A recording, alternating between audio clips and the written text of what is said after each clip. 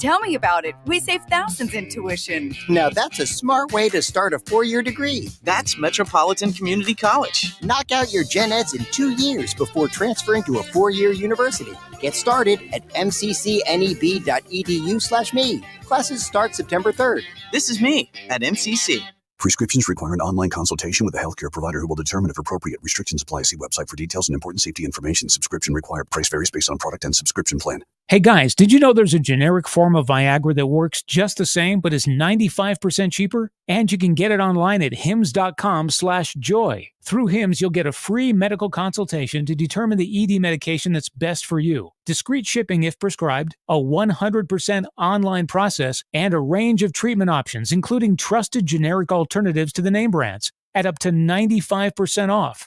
ED is personal, and at Hims, so is treating it. Just go to hims.com/joy and get connected to a licensed medical provider online for free with zero copay, no expensive appointments, and no awkward face-to-face conversations. To start your free online visit, you need to go to this exclusive address, hims.com/joy. That's hims.com/joy for your free online visit, hims.com/joy.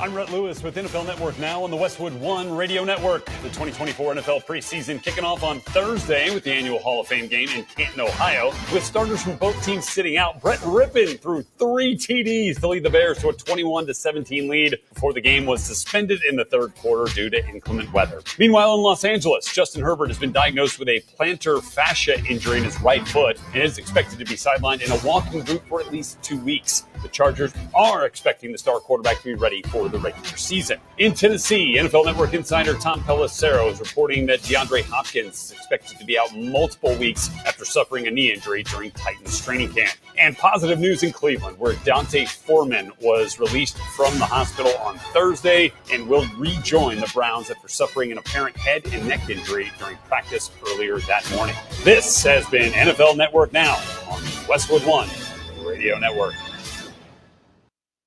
All right, when it comes to getting life insurance for your family, a lot of excuses can get in the way. But ask yourself this: if something were to happen to me, who would pay the mortgage, the kids' education, and the other bills? Then forget the excuses and check out Ethos Life, the online, easy way to get life insurance in 10 minutes. Ethos has rates that you can afford, like a $500,000 policy for a 40-year-old male starting at $1 a day or $30 a month with a few health questions and no medical exam. Get your free quote right now at checkethos.com. That's checkethos.com. Not available in all states. Rates do vary. 1 in 4 Americans have a disability. I'm one of them. I'm also a working mom who cares deeply about making sure every child with a disability thrives by getting their access needs met. We've got a trusted ally by our side. Easter Seals provides children and families the foundation for lifelong success through early learning programs, skills training, and prep for college and career. That's my Easter Seals. Make it yours. Join us at easterseals.com. The world's largest sports book in Las Vegas is available right at your fingertips in Iowa. The Circa Sports Iowa app is sports betting the way it should be. Bet anywhere in Iowa and experience high betting limits, tight money line splits, and exceptional customer service. Download your new bookie today. Visit circasports.com and start betting like a pro from anywhere in Iowa. If you or someone you know may have a problem with gambling, call 1-800-238-7633. Getting quality employees to fill positions in your company is essential, but finding those people can be a major hassle, unless you use ZipRecruiter. ZipRecruiter makes finding quality people a breeze. And right now you can try it for free at ZipRecruiter.com/free. With ZipRecruiter, one click sends your job to hundreds of top job sites. But more than that, ZipRecruiter's advanced technology identifies the candidates with the skills you need, sends you a list of great matches to review, then actively invites them to apply for your job. And the results speak for themselves. 4 out of 5 employers who post on ZipRecruiter get a quality candidate within the first day. That's right, the first day. Now you can focus on your business and let ZipRecruiter do the work finding the best people for you. See for yourself. Experience the ease, efficiency, and power of ZipRecruiter for free. Just go to ZipRecruiter.com/free. That's ZipRecruiter.com/free. ZipRecruiter.com/free. Roofing, siding, and gutters. Make the right call with the rooferees at John Higgins Weather Guard. 1620 The Zone. With nobody on. And Goldschmidt hits it high and deep to left center field. This is way back and a gunner. A 2-out home run for Paul Goldschmidt, and the Cardinals are on the board. Talkman waits. Helsley deals. Line drive. This is a base hit down the left field line. Cubs are going to walk it off. Swanson scores. Cubs win. Here's the payoff. A swing and a drive. Deep left center field. This ball gone. The pitch swung in and ripped. Deep right. There she goes. Another 2-iron for Jose Ramirez. A swing and a drive. Deep right field. Away back. Gone.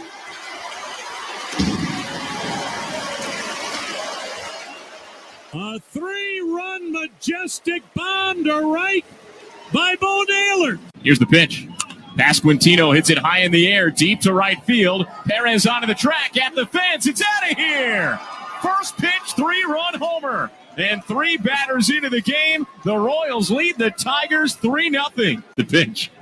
Witt smacks it deep to left field. McKinstry turns around, looks up, it's gone. Bobby Witt Jr. hits a laser to left. It's a solo homer that extends the Royals' lead. Hannafy delivers. Pasquantino smacks it deep to right field. His second home run of the game. It lands in the right field seats. The Royals go back-to-back. And it's 6-1 in the top of the 8th. Live from 50th and Capitol Avenue in the Big O. This is Mornings with Sharp and Handley on 1620 The Zone, 1620thezone.com, and 1620 The Zone TV. Now here's Gary, Nick, and Jimmy. Yeah! And get set! Here we go! Hey, a very happy Friday to you on Mornings with Sharp and Handley. Jimmy, whole crew is here, 2/3 with probably better vibes than others with our man Gary. And as everybody continuing to kind of assess and get back to normal after a little normalcy after the last 24 hours with the weather. But yeah, not everybody has been so lucky. Glad you're with us on a Friday. We're trying. I feel bad saying this, Sharpie. I feel good Friday because we have spent the last 10 minutes talking about what you're currently dealing with. And well, you won't turn the AC on today. There's that. There's little It'll be hot today. It is going to be back to being warm again today. There are still people without power. Driving in here, I think I said this yesterday too. It is very, very random where you see one section lit up, another section completely dark. Xarban Village is no exception to that right now. Nope, we are on day 2 of no power. Oof. So I know this is game day for OPPD. I see you. Ooh, so across the street in the Baxter Arena parking lots and the Tal Anderson and Connie Clausen parking lots, there is an armada of vehicles to fix the power. I think they were just parking vehicles to be parking vehicles just yesterday. Have a presence. They had a lot of guys under a tent yesterday, and I'm like, okay, all right. Big day for OPPD. They were galvanizing. Telling you, yeah. Galvanizing to send out the workforce, and then to hit it strong. It's coming your way. I can feel it. God, I hope. I do. I was telling you about some of the issues that we've had and other people. I would take most of those issues as long as I had power. And so, well, you learn. I do not envy you. Learn a lot of things about your house or how to take a shower in the complete dark. I don't have a flashlight. I think I have a flashlight, but I'm not sure where it's at. And I don't have enough candles. Mm-hmm. So showering and then finding clothes, and especially when I was already in like Thursday's a laundry day. Yeah.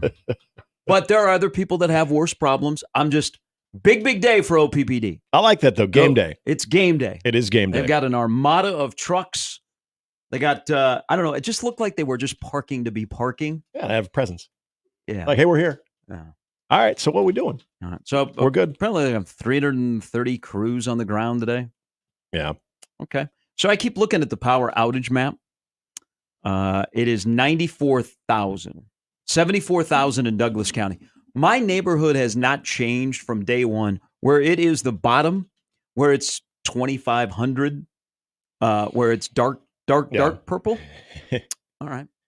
Dark purple is not a good one. Now, there are in case you're wondering. And hey, there are other people that probably it's going to be a little bit longer because I don't know if you guys got the robocall yesterday. So I did not get this. This was news to me when you played that this morning.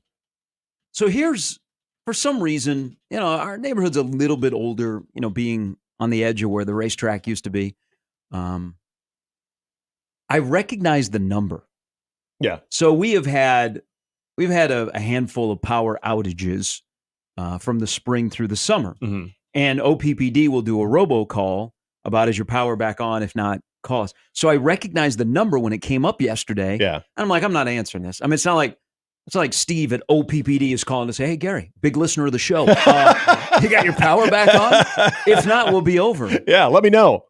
Or shoot me a text. So I let it go to voicemail, and then on the iPhones it says you can tap here to view the message that's being left. Yeah. And I knew it was OPPD, and it goes on, and our hearts go out, and la la la la la la la la la. And then it goes, it could take up to 7 to 8 days. And then I went, that's enough. Yep. So I've heard enough of that. So I know they're working hard. Yeah. This is a big day. I'm a big fan of OPPD getting after it today. Go get yourself. You got a bunch of people in town. I actually saw, so it looks like they have some outside resources that have come in. They were going contracts throughout this entire state. Yeah, there was a truck, not in my neighborhood. The only trucks I've seen have been parked in my neighborhood. But I did pass. There was like a crew that had Southern on the side of their truck, was working on a power line. Yep. So from what I understand, they were contracting out to essentially what would result into 1,000 boots on the ground when they got all the contractors throughout the state.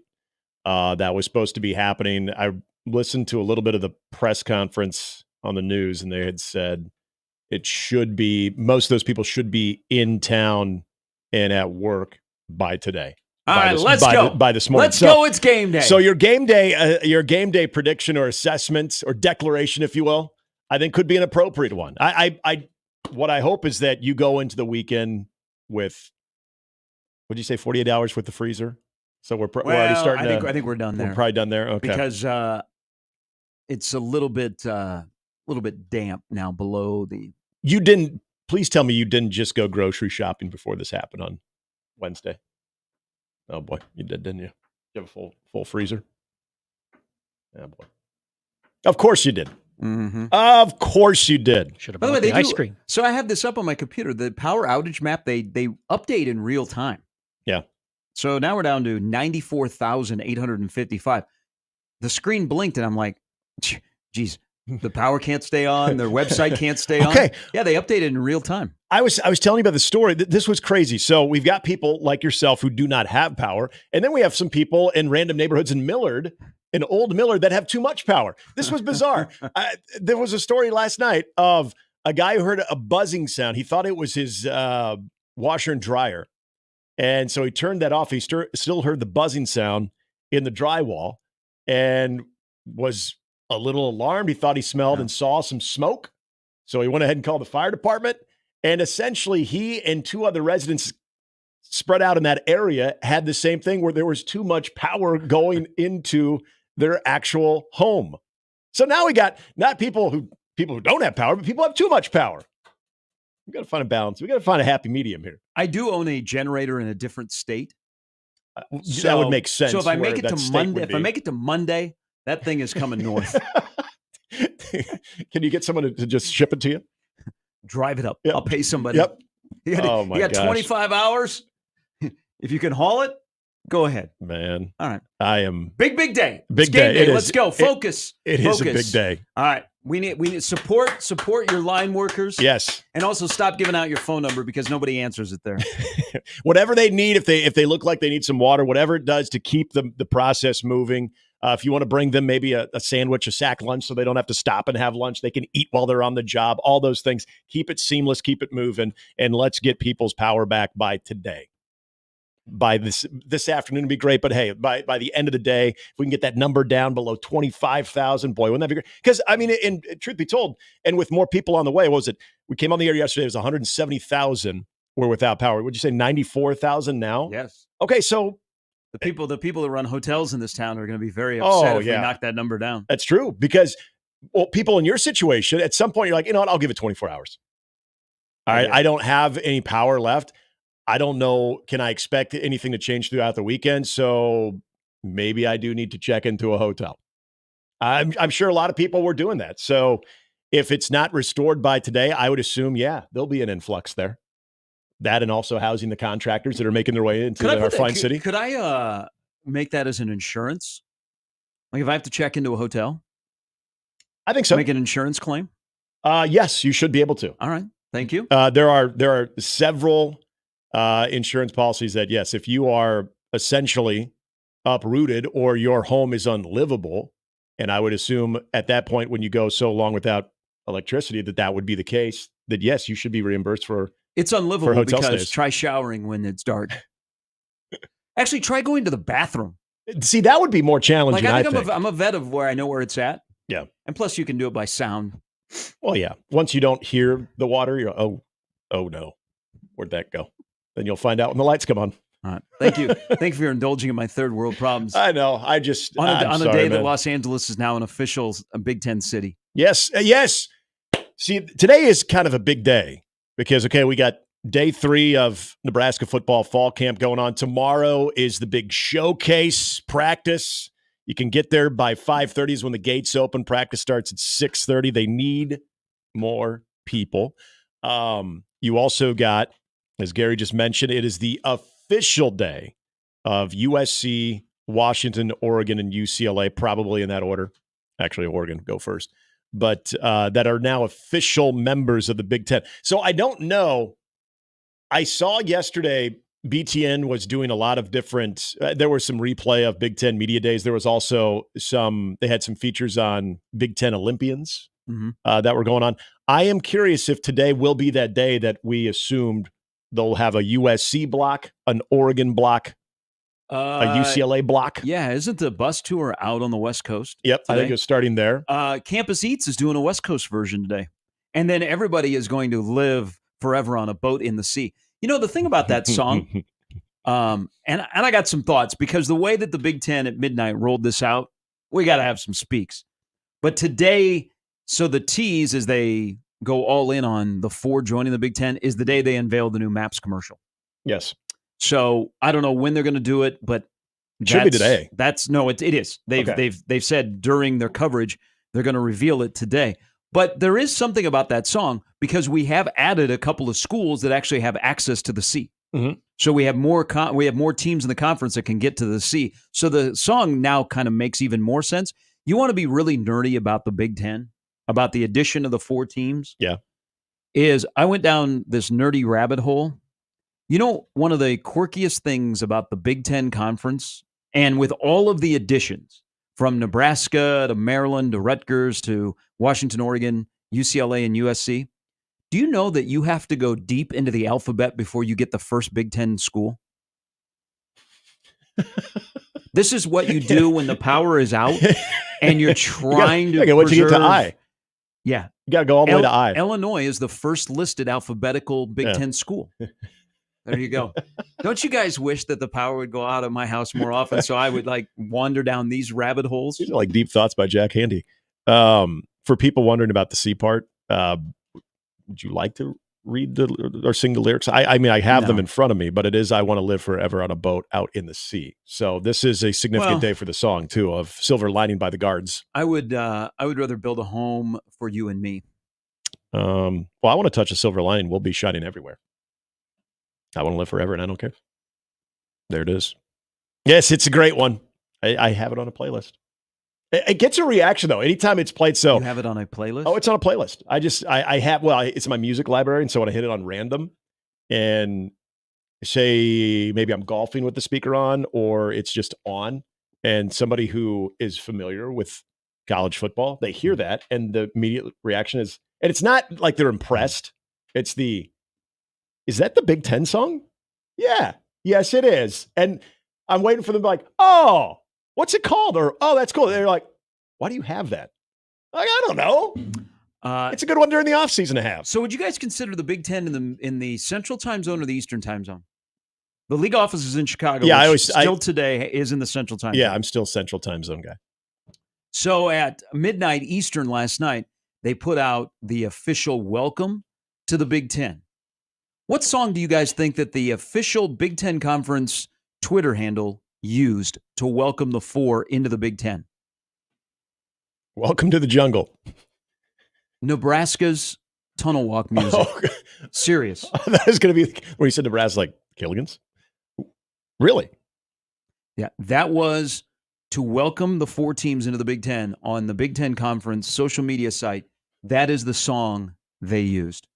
Okay? It didn't like last week it popped up on them that, oh yeah, we got four teams that are joining the Big Ten. Yeah. They could have had like this big production on social media to welcome four teams in, to confirm that UCLA actually is in Los Angeles. Yeah. And they rolled out like a dribbler to the mound social media. It was like, yeah, I'm imagining panic of, did we get a song or what? No, I thought you were going to do it. No, I thought you were going to do it. Somebody give me a song, damn it, we got to put it on right now. And then that, we're like, what does Nebraska play at the Tunnel Walk? So they used a song that Nebraska debuted when they weren't even in the Big 12. Yeah. They were in the final stages of the Big 8. Yep. Wow. And it's really, I mean, is it because it has no lyrics? Did they think that if they did lyrics, it would be almost too detailed or not detailed enough, well, or it was not all inclusive? What would have been better? Why don't you debut the Maps commercial to welcome everybody in? Yeah. You don't think that would get more run? Exactly. It's a song, upbeat, we're familiar with it, and then you would get, then it teases the new commercial as well. Yeah. I don't even know if that's great job, Big Ten. I don't even know if that's a dribbler. Ooh. Now, the Big 12 didn't really I think that's a foul tip in the mid on the third strike. Yeah, the Big 12 didn't do anything like outrageous, but this is the friggin' Big Ten. Yep. Where we take our academics seriously. That would have been great if it just had sort of a masterpiece theater type of like violin riff. Like, do you know who this week has done a better job on the social media than the conference? Puddles, the duck. Yes. Who is traveling around Big Ten cities filming stuff. So he was in Lincoln, then he went to Minneapolis. Yep. He was in Iowa City yesterday. Imagine he might be in Chicago today. Is Puddle? I know Puddles has probably gained a lot of followers too during this because, I mean, that's the thing though. Dan Lanning told us last week they're just different. They do things different, and now they've got the duck hitting up all of the sites as they're all starting fall camp. So is everybody, if they had the opportunity like we did on Tuesday to have a media day, that all of the media that covers these respective teams are now being inundated with Puddles as well. Number 2, Puddles 2. Oregon is one of the best things that's happened to the Big Ten in a long time because this is a conference that is very stodgy, that is separated, it is very territorial. We love the Rose Bowl. We love going to Pasadena. It took Urban Meyer coming into this league to shake things up, to say, this is not how we do it here. We're going to do it like the SEC. We got to recruit. We're going to win championships. We're going to be brash. Yeah. Okay. He left. Jim Harbaugh was in the league. Harbaugh said, hell yeah, let's do this. Let's push the envelope. Okay. Let's make some noise.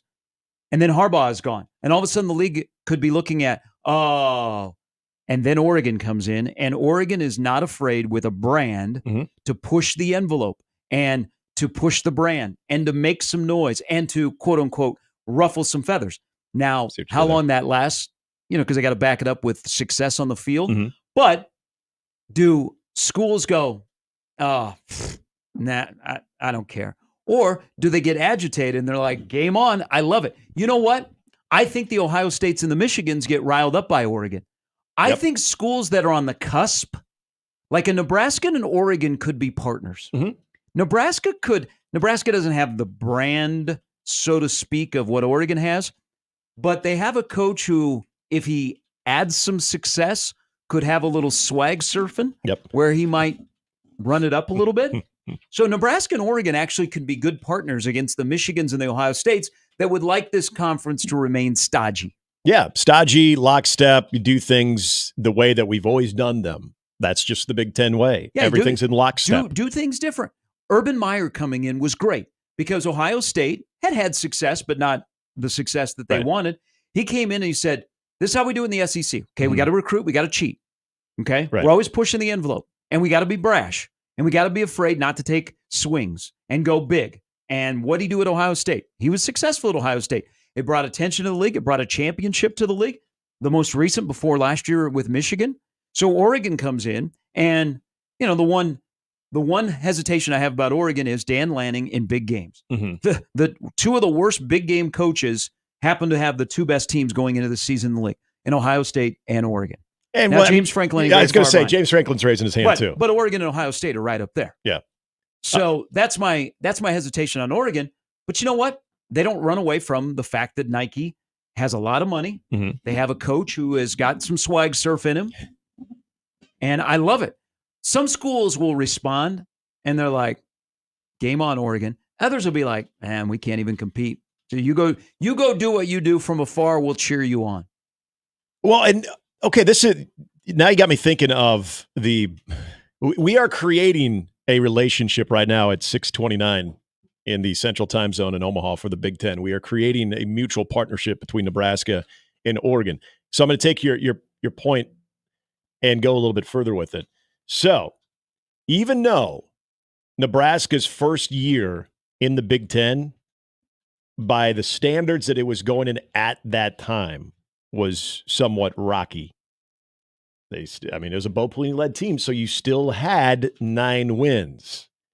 All right, I go back to the inaugural season for Penn State in the Big Ten, which would have been 1990. They also rattled off, actually, I think they rattled off 10 wins. So they were successful from a winning standpoint. I think we'd all agree that Oregon, at the very least, gets to 9 to 10 wins in that range, probably more. There was reluctance, not reluctance, that's a bad word. There was resisting. And I understand why, too, from the Big Ten when Nebraska got in, as far as believing that they would just come right in and they would flex all over the place and they would show those old boys a thing or two about Big 12 football. And that put a target on Nebraska's back. And in a lot of ways, it overwhelmed Nebraska in some big games. There still is a lot of that with Oregon, too, where I think you're right about Michigan and Ohio State. I would put Penn State in that boat as well. I'd be curious what Iowa and other programs that feel, hey, they should be at least considered a top half team of, you know what, everyone's already crowning Oregon. What the hell? We remember when everybody was crowning Nebraska, what happened there, and Penn State in the conversation when they were going into the Big Ten. And well, the question is, with all the four teams, and I said last week, I think it's because of where Nebraska's place in the football world in this conference is. Ain't got time to worry about 4 teams joining the league. Got to take care of your own before you can get excited about 4 teams joining the league, and then you go from there.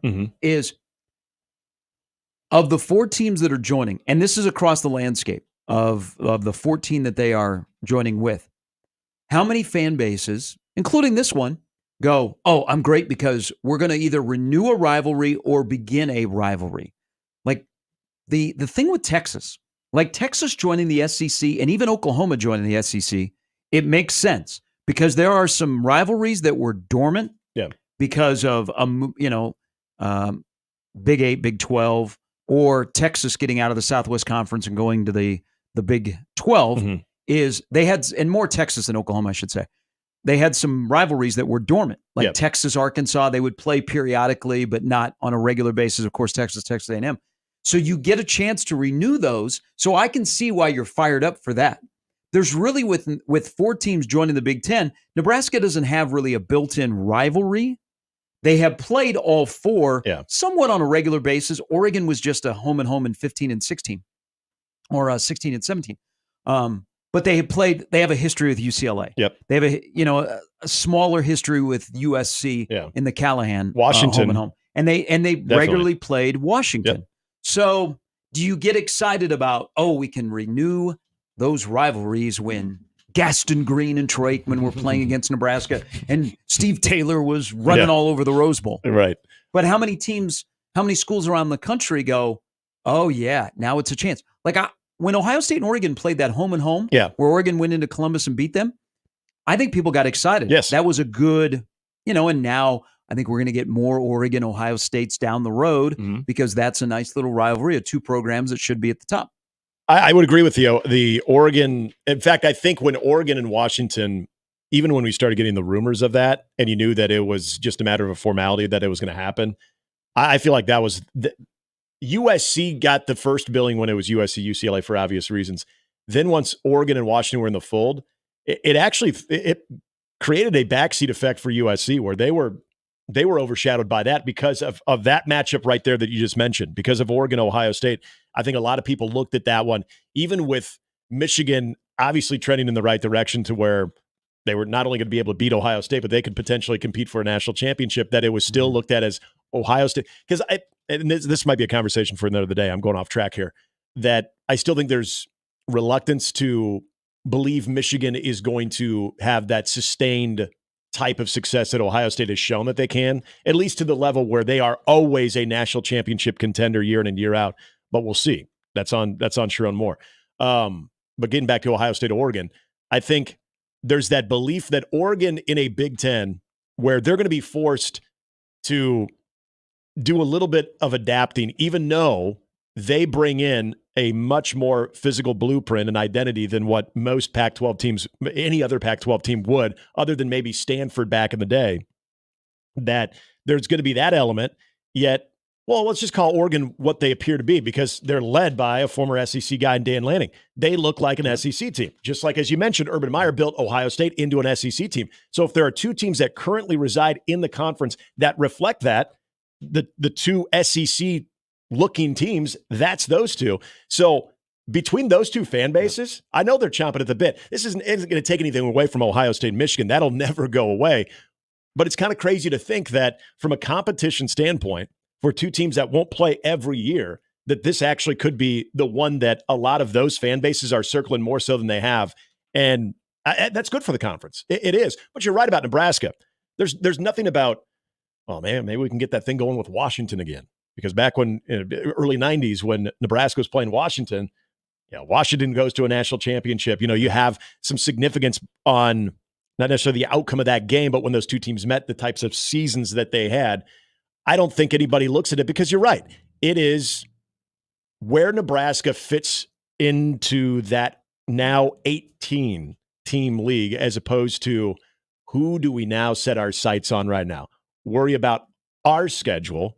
We'll worry about the teams that we know we're going to play every year, like the Iowas of the world, maybe the Wisconsins of the world. But you know what? As far as anybody else coming in, well, you cross that bridge when you get there. Maybe something naturally develops, which I know a lot of people would love to see. But it is, I think that's the furthest thing off Nebraska's radar. And that's fine. That's absolutely fine, because everybody's in different places as they're either entering this conference or as they're trying to hold their place in this conference. Nebraska's just trying to find that place in the conference. Coming up on the show, we do have a busy one. We're going to start our Nebraska opponent previews. We're going to be talking to UTEP today. Play-by-play voice of UTEP, John Teicher. He'll join us at 7:30. Continue our NFL camp breakdowns. We will take a look at Minnesota Viking camp. Dane Mizutani, who is with the Pioneer Press covering the Vikings beat, he will join us at 8:30. We got Mike Schaefer at 9 o'clock, Matt Verzal at 9:30. That is our lineup, which is powered by the rooferees at John Higgins Weather Guard. Lots going on from the Olympics world, Major League Baseball. We had football last night, sort of, at least. 2 and 3/4. Why do they always have issues in Canton? I don't know. Whether it be with the field or the weather? Yeah. And I don't know if you had the same thought as soon as it started dumping like that, because you know how little emphasis they put on that game, as far as it's even lower priority than the MLB All-Star game, as far as, okay, do we have any delays?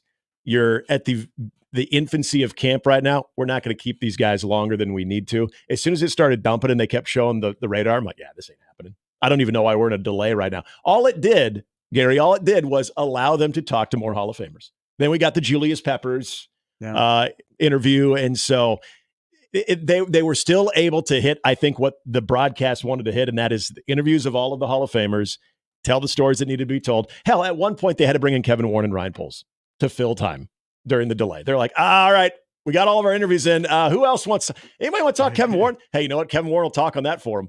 That's more of a controlled environment. Although, hey, I know some people aren't always Joe Buck fans. I think he gets sort of a bad rap. I like Joe Buck. I actually don't mind him. I think Joe Buck should be doing baseball on ESPN. So I listened to the Cardinal game on Monday night because him and Chip Carey, who were supposed to do a game earlier this year, got rained out. They were together on the Cardinal broadcast. And, I mean, Joe Buck is really good with baseball. And he is. And he has been asked about it. And I think it's, hey, I just joined ESPN. I don't want to, muscle my way in.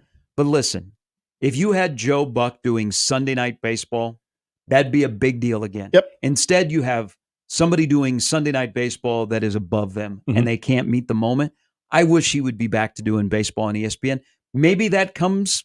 He hasn't expressed a super big desire, but God, he sounds great doing baseball. I'm okay with Joe Buck. I am too. And there's, I don't know. I won't even. I mean, get into it. Him and Aikman are good. It's the best booth that ESPN has had in a long, long time, maybe ever. Yes, and it's not overthinking it either. And because they got that booth, they get a Super Bowl. Yes, and the other part about it is, and I know you and Jimmy were talking about this one day when I was gone, and that was when you hear certain voices in a broadcast booth, what it means. When you hear Joe Buck's voice, you know it's a big game, even in a Hall of Fame game.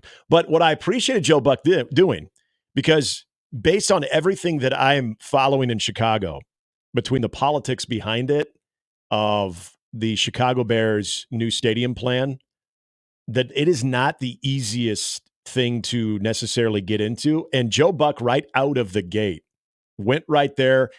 I don't want to say cornered Kevin Warren. I'm sure Kevin Warren had to expect if he's coming in the booth, he's not going to be talking more, player personnel matters. He's going to be talking more big picture and moving Chicago forward. But I love the fact that he said, hey, you guys have the land out there in the racetrack, and then you have the land downtown that you're trying. He goes, so where's it going to be? And he actually got, what's crazy? He got a definitive answer out of Kevin Warren. How many times can we say we've heard Kevin Warren, sorry, COVID year, give a definitive answer of the direction of what would be happening other than canceling the season, than reinstating? But other than Brett Rippon, it was fine. It was football. It was football last night. And there's going to be something really cool. And I know Carmen DeFalco talked about this yesterday. During the Canton ceremonies this weekend, the Steve McMichael tribute is going to be amazing.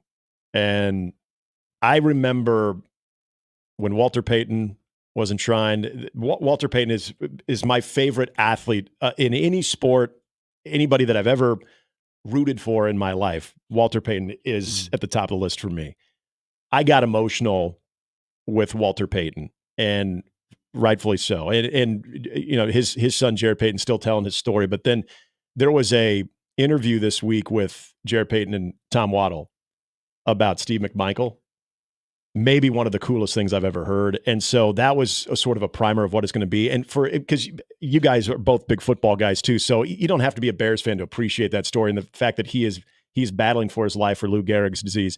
And the fact that, he is a fraction of himself, but he's holding on for this moment, and so there's a lot of emotion that I'm excited about. That broadcast last night sort of reminded me of how cool that is going to be. Did I hear that because he has some health issues himself, Mike Ditka will not be there? Yeah, Ditka's not doing great. Yeah.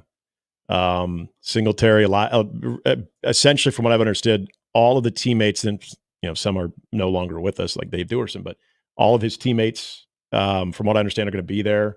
It's a reunion as far as celebrating him without him actually. Will the fridge be there? I bet so. Yeah. I would like to think so. That one I haven't heard though. That's a good question. I know Richard Dent, Gary Fensick, Wilbur Marshall, Otis Wilson. Yeah, like all those ones. That one I have not heard. But so you got that going on this weekend. We're also going to talk, as we mentioned, and I know I don't think it's a huge deal, but it's an appropriate time to get a little bit more into the impact of now what the new Big Ten looks like. I mean, it is the official day of it, but as far as what we're seeing right now in the conversations as we just got out of Big Ten Media Days and how people are not necessarily even looking at this season, but the places for these new teams, it's just varying opinions, not even opinions, but just paths of where certain teams might fit in as opposed to others. And I think you can do the math and figure out who's got the staying power and who is going to have a lot of challenges in front of them. Again, if you want to weigh in on the show, 402-951-1620. That is the number to the 42-degree hotline, the source by your mom's house. You can hit us up on the Equitable Bank inbox, where Doug and his staff always take banking personally. He is Gary at 1620thezone.com. I'm Handley at 1620thezone.com. And the JTech Construction Zone Twitter feed also, where you can interact with us. You can do so on Twitter or X. He's Gary Sharp at 1620. I'm at Nick Handley, 1620. And also, good morning to all of our streamers. As we're getting things fired up, again, we're going to be talking UTEP football in a little less than 1 hour. Glad you're with us here on a Friday as we get things going here. Mornings with Sharp and Handley and Jimmy on 1620 The Zone. Mornings with Sharp and Handley on 1620 The Zone.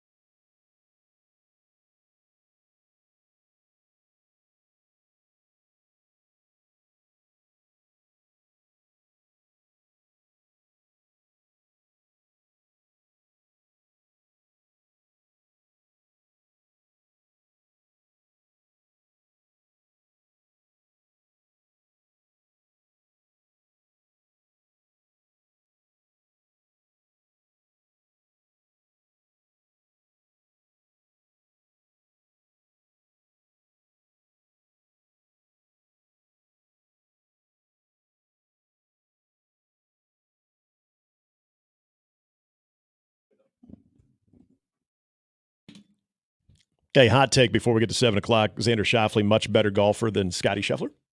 Because right now in the Olympic golfing, Xander Schauffele is on a heater, 10 under. And you're a guy that I feel like anytime we talk, maybe it's just British Open, you like to roll with Tommy Fleetwood. You're a big Tommy Fleetwood guy. Yeah, Tommy Fleetwood's had a lot on his mind this week. There was a tragedy in his hometown.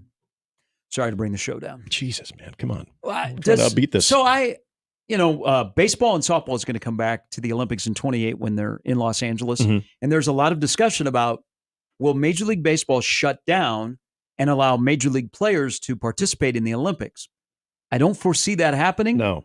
We have the World Baseball Classic for that. Mm-hmm. But you are another sport where pros are involved. I wonder how big of a deal it is in comparison for these tennis stars and golf stars to be participating in the Olympics. Right, because you have majors in all of those sports where I remember Ricky Fowler talking about that, and he said it essentially snuck up on him on how big of a deal it was to represent his country. He thought it was really cool, but compared to winning a green jacket, what would you winning rather the British win? Open. What would you rather win? A green jacket or a gold medal? Green jacket. Now, green jacket for me personally, yes. Gold, green jacket. Gold may change this discussion. Right. But let's just say a medal or a green jacket. A green jacket, because in your sport, if you have a green jacket, you are revered as truly one of the best. Now, what I think is interesting about that question you ask, though, all right, let me run down who is competing for their various countries, though. Xander Schauffele, Tommy Fleetwood, Hideki Matsuyama, John Rahm, Tom Kim. Tom Kim's not bad, but Rory McIlroy, Scotty Scheffler, Ludwig Oberg is very good. Colin Morikawa, Matt Fitzpatrick, Alex Noren is pretty solid. Shane Lowry. So you get the idea. I mean, Victor Hovland. So winning a gold amongst that group should be probably celebrated more than what I think it is. Xander Schauffele, by the way, going for back-to-back golds. But, okay, and he's a perfect example, Gary. Think of it. He has had a huge year. He could have not even qualified as an Olympian. And his year would have been monumental, winning the two majors. If he adds a gold to that, that's remarkable. Then you look at him as two majors, back-to-back gold medalist. I think it enhances the profile, but I would think if you did a poll of people in this sport, serious golfers, they would take the major or the green jacket over the gold. But I thought Ricky Fowler's perspective on it was interesting, of what I think maybe a lot of these guys are, where they're so doubted. I mean, they're just coming off of a major themselves, where I would think most of them maybe are a little bit surprised by, oh, wait, this is pretty cool, because you get caught up in, the ceremonies, you're representing your country, but then you get on the course and you're seeing a lot of the familiar faces. What did you say, that Schauffele's he's in line to win his second gold? Yeah. I didn't even remember that he won his first gold. Right. And see, that's the thing. Is every day that ends in Y, I'm taking a major. If I'm hosting the Claret, or even more so, the green jacket, we judge Simone Biles and Katie Ledecky because of their status in the Olympics, because they don't have a pro sport that they're in. And I also think it's tough. The world on the sports stage is getting better. Mm-hmm. Our athletes have gotten better. So I think it's difficult to compare a Simone Biles to a Mary Lou Retton. Yeah. Okay. They each were, at the moment, the greatest in their sport. So they stand alone, and they're in a small, in this case, a sorority. Yeah. No, that's fair. That's definitely fair.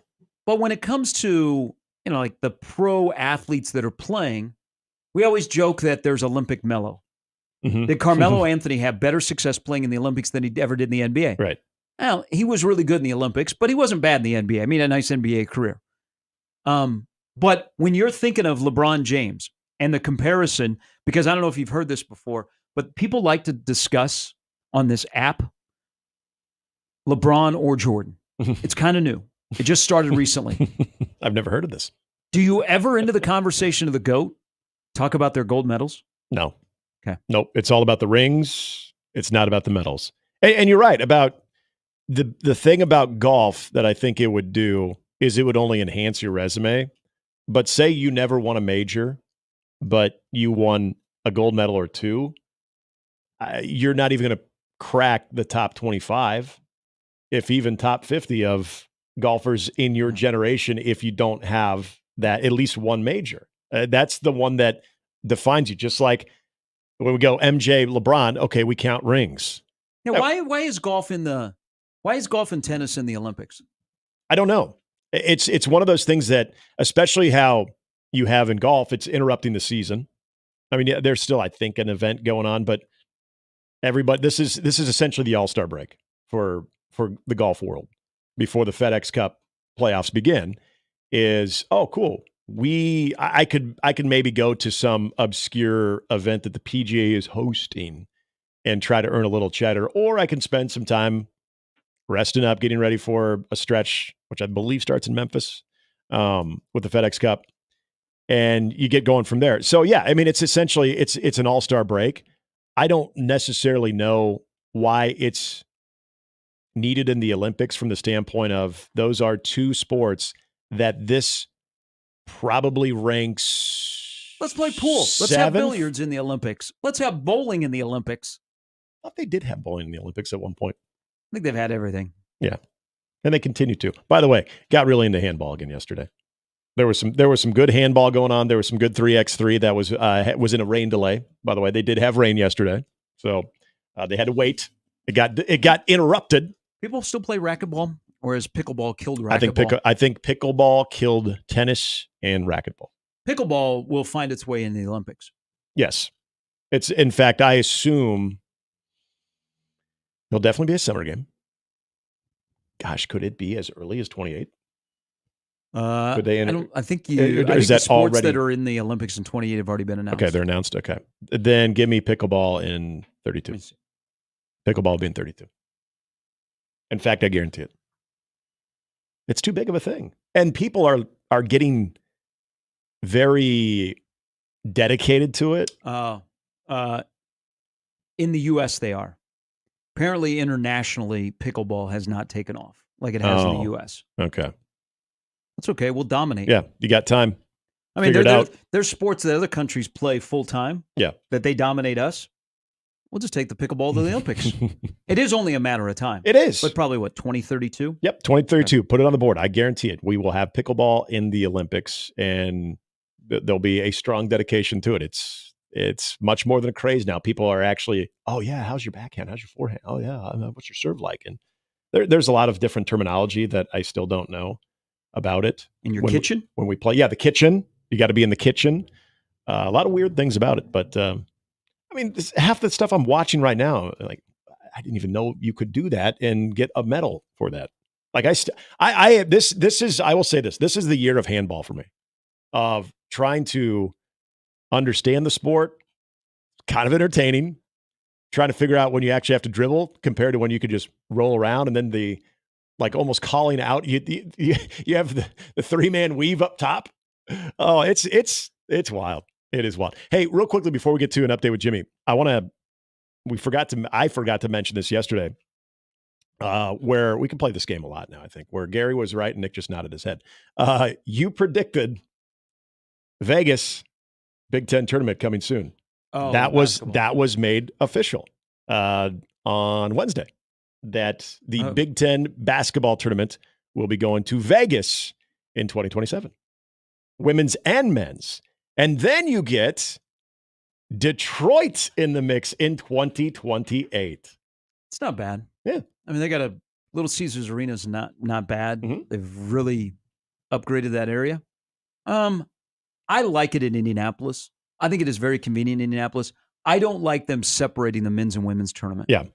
I like that they've been doing that together. I actually think it was really ideal in Minneapolis last year to have the women go first and then the men come in. Yep. In Kansas City, they messed it up because in Kansas City, they used to run them simultaneously because the women would play at Municipal Auditorium and then the men were at T-Mobile. So let's say if you're Iowa State and Iowa State's women and men are usually going to be there for a couple of days. Yep. you as a Iowa State fan could go to Kansas City and you could support your women and your men. Mm-hmm. They changed it where they have the women go first and then the men come in. But I like the Big Ten when they have the men and women in the same, because I think they get more publicity. Because remember, this is a league that Caitlin Clark is gone. Juju Watkins is still with USC, but the driver of interest in the Big Ten in terms of an individual, they'll never come close again to Caitlin Clark, but people covered it and they talked about it more, and it wasn't just Caitlin Clark. But I love Indianapolis. I think Indianapolis is an ideal place for the Big Ten to do a lot of stuff, football, basketball, because of where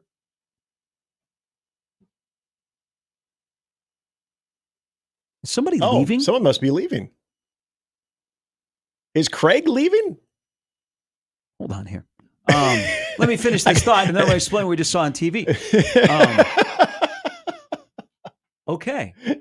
So I love Indianapolis because Indianapolis, where the arena is, the field house, you walk right out and they've got a bunch of entertainment options. Mm-hmm. And it's, good airport, get in and out. And it's a good, and it also appears to be a place where they support games that don't have just Indiana and Purdue. So I like Indianapolis. So Indianapolis, Chicago is a good rotation. Yeah, I agree. Me. Vegas makes sense. Yes. You knew that was going to happen. What didn't make sense was DC or Madison Square Garden. Right. All right, now to what we just saw. So we have Channel 6 on here in the studio. I look up, and Craig Negrelli, who is the morning show host, is shaking hands with Rusty Lord. And then giving a hug with Cerise Cole. Yeah. Is Craig leaving? Craig must be leaving. See, this is why we need the World. The World Herald back in the day had they had a media writer. Right. There's a lot of people that come and go in this market. I know. And they just disappear and you never know why. Mm-hmm. We need a media column. I told you that one of the most interesting things over the last month, though, was there was the female anchor in Lincoln. I think she was with Channel 8. Now yes. she's at 10-11. Yeah. But there was an article about her leaving. And then when she got picked up by 10-11, there was an article about that. I don't know out of all of the different moving and shaking that goes on in this industry, but she got those headlines there. But hey, must be pretty talented. But yeah, I'm gonna have to find out about this from Craig. We both know Craig. Craig also a very passionate hockey guy. He's still, I hope he's not leaving Omaha, because what's Moylan Iceplex going to do when he's not playing in the men's league? What the heck? We'll find out.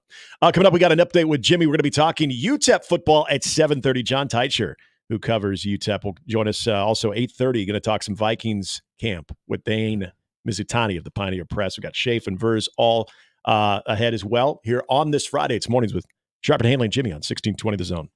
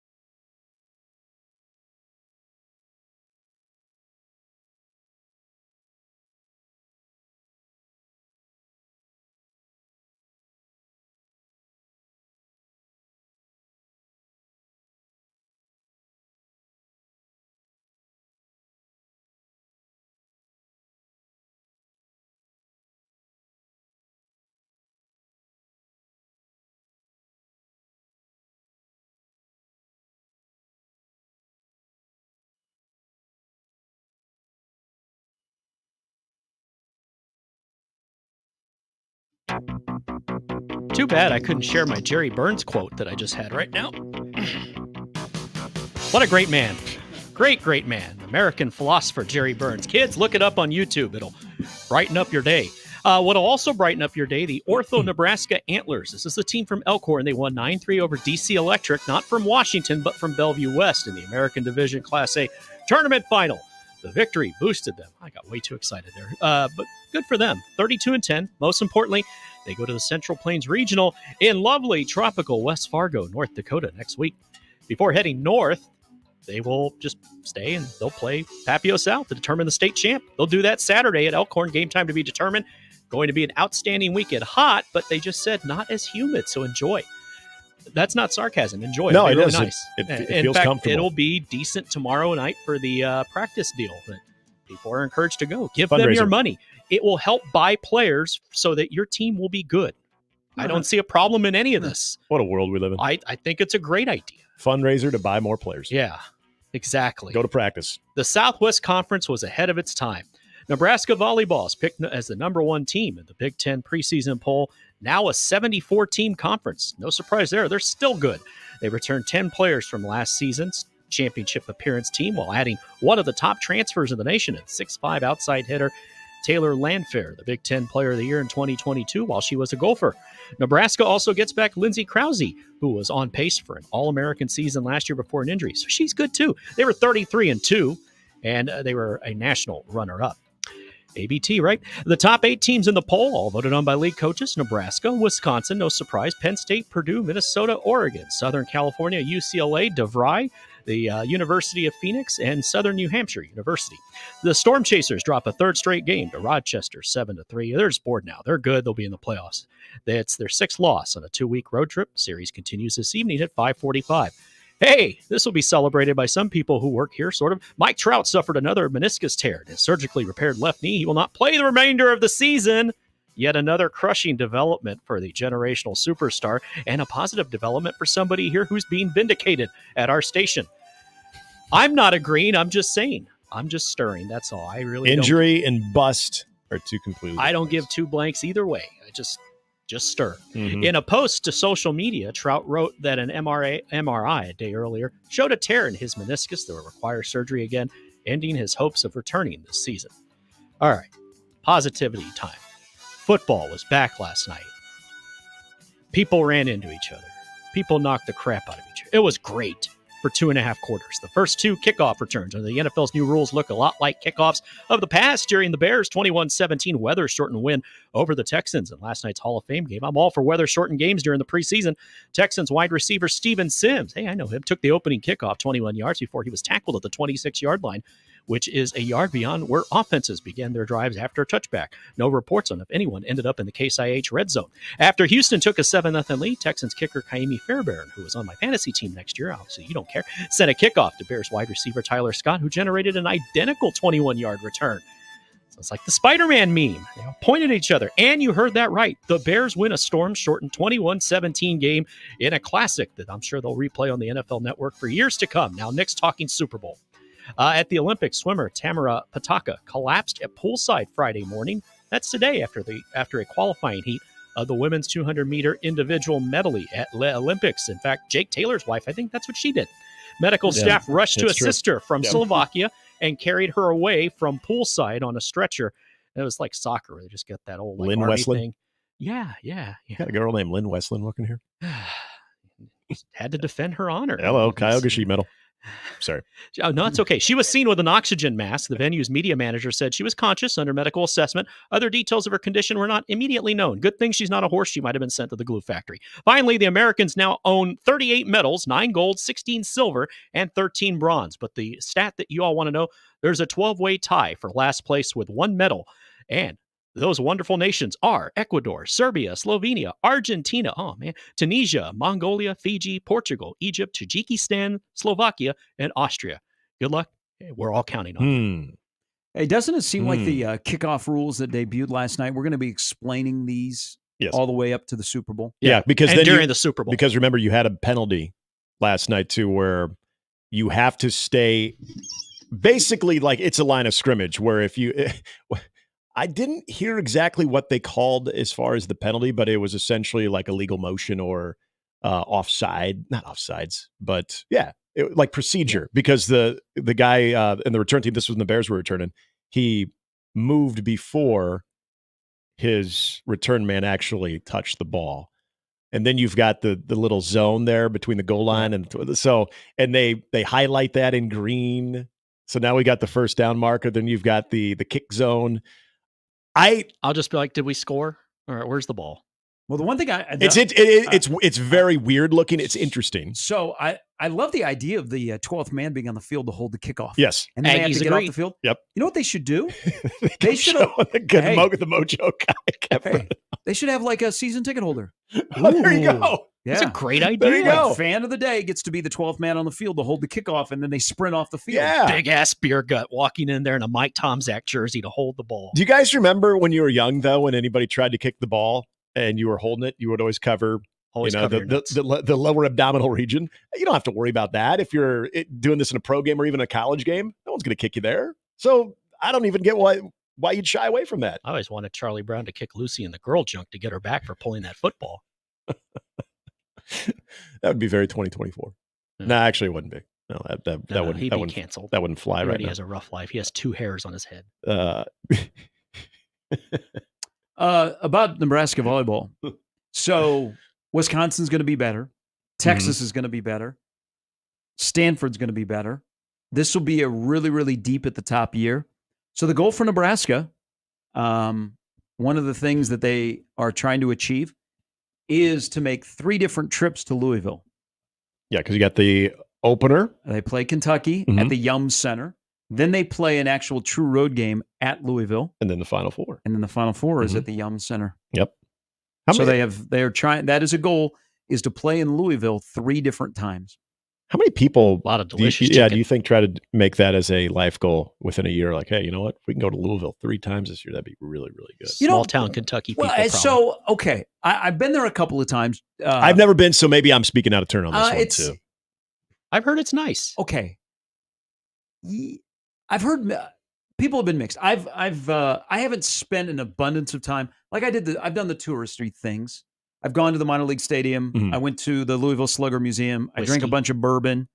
Been out to the racetrack, of course, which is pretty cool because, basically Louisville's athletic facilities are right there. Freedom Hall. You got is it still Papa John's? I don't think so. Okay, so the football stadium, which is the only stadium in America, by the way, college football only stadium that has chairbacks. Yeah. Yep. That every seat is a chairback. And then they have the baseball stadium that is right there, and then Churchill Downs. Like Churchill Downs, if you ever see a TV angle, you can see the football stadium. By the way, it's L&N Federal Credit Union Stadium. Oh, of course. That's a lot to say. Yep. That was my next guess. That's why we didn't know it. So I've done the touristy stuff in Louisville. Stayed in a nice hotel downtown. I've been there a couple of times. The Yum Center is really, really cool. I mean, that's an NBA arena. Yep. But when Creighton made the Elite 8 2 years ago, there were quite a few people that I know that went there that did not vibe with the experience because there were a lot of places that were not open late at night. Oh, really? That surprises me. Because Creighton in the Elite 8 game or the Sweet 16 game played the last game against Princeton. Oh, yeah. And so people afterwards wanted to go and eat and drink, and most of them were staying downtown, and they were like, there's nothing to do. It's like Omaha. Yeah. Everything's closed. I didn't hear like overwhelming people that went there to watch Creighton going, oh man, Louisville's a great town. But it's okay. They got some rough parts of downtown, especially around where the arena is. Yeah. But it's a great arena. But that would be, if Nebraska goes there 3 different times this year in volleyball, that would mean good things. You could drive it. Nebraska volleyball is better than they were last year. And that comes from somebody who's on the team. I mean, think about it, though, with the addition you have, the players you have coming back, a healthy Lindsey Krause as well. And then don't forget another good freshman class incoming as well. So that wouldn't shock me if that was the case. Did I see this correctly, too? Apparently, and I saw Purdue was 4th preseason. Purdue sold out all of their student section for the entire season for volleyball too. As Jimmy just alluded to, they're moving a couple of matches to Mackey. Mm. So there you go. Jimmy, have you done a game at Mackey Arena? No, we did not play Purdue. So Mackey Arena is a circular. It's a very.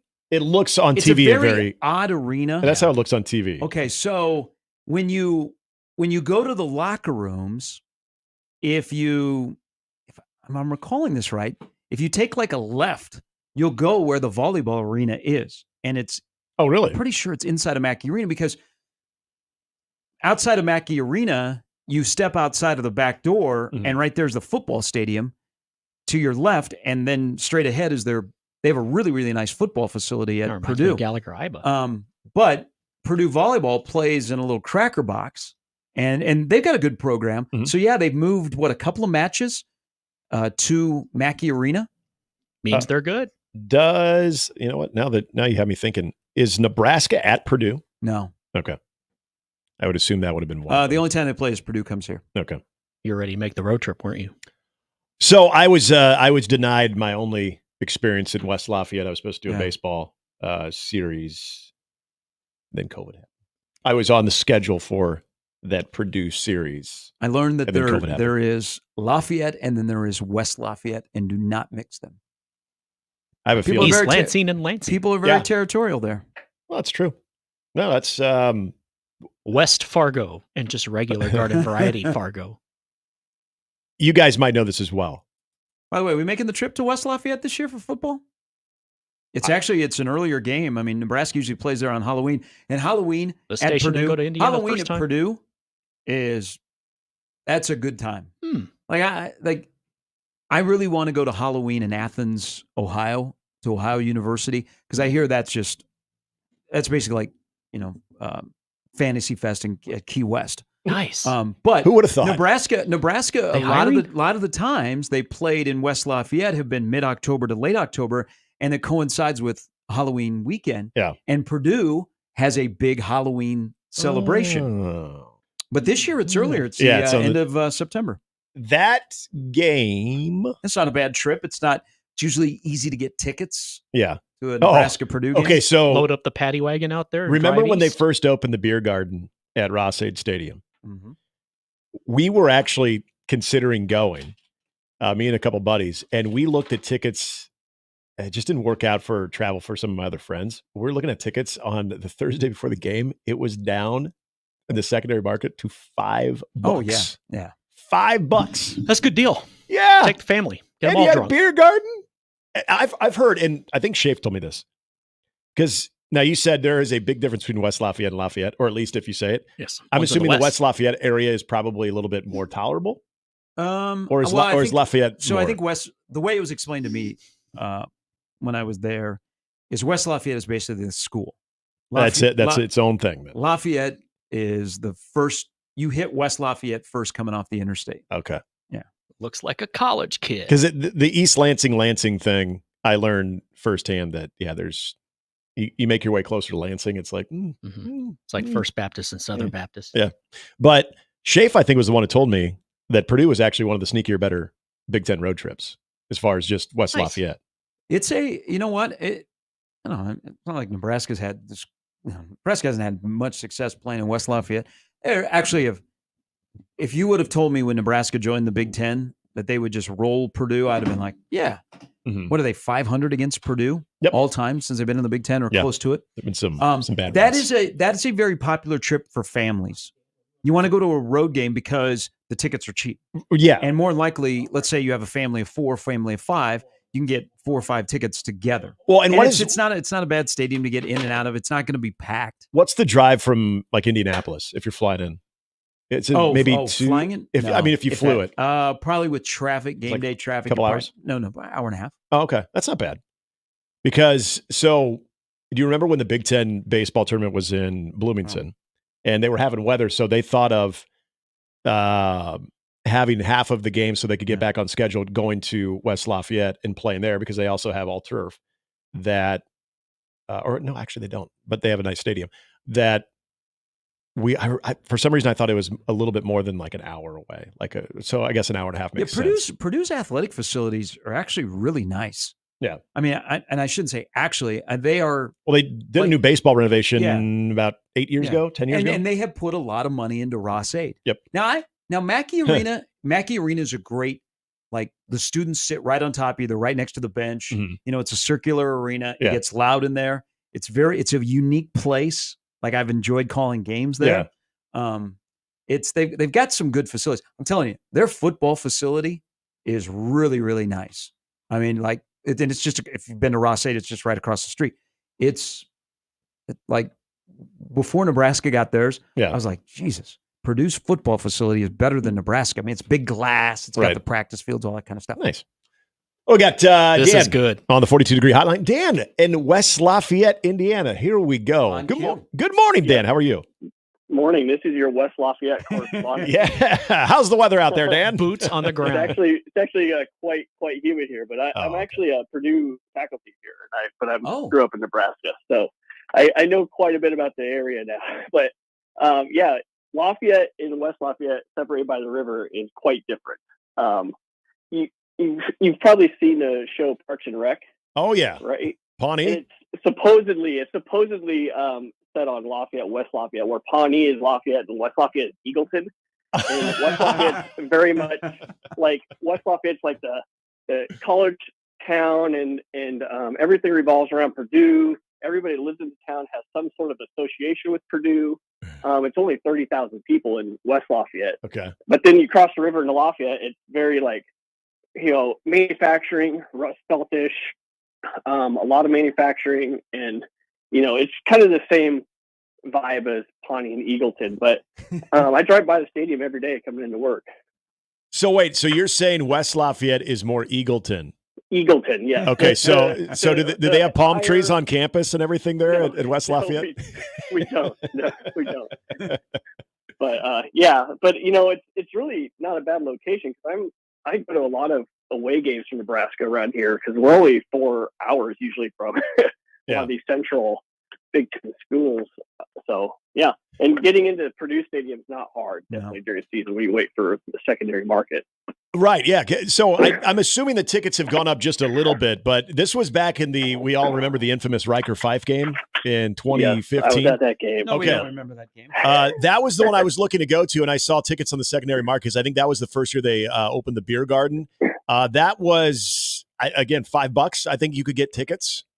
Yeah, Daryl Hazel was the coach for Purdue at that time. Yep. They were just really, down. But even, with Braum, when he was coaching, tickets were a little higher on the secondary market, but you could still get in. And so, I've been to a few games there. It's really easy to get in. The stadium, I think, is you don't have a bad seat in the house because it's just a lower bowl stadium. Right.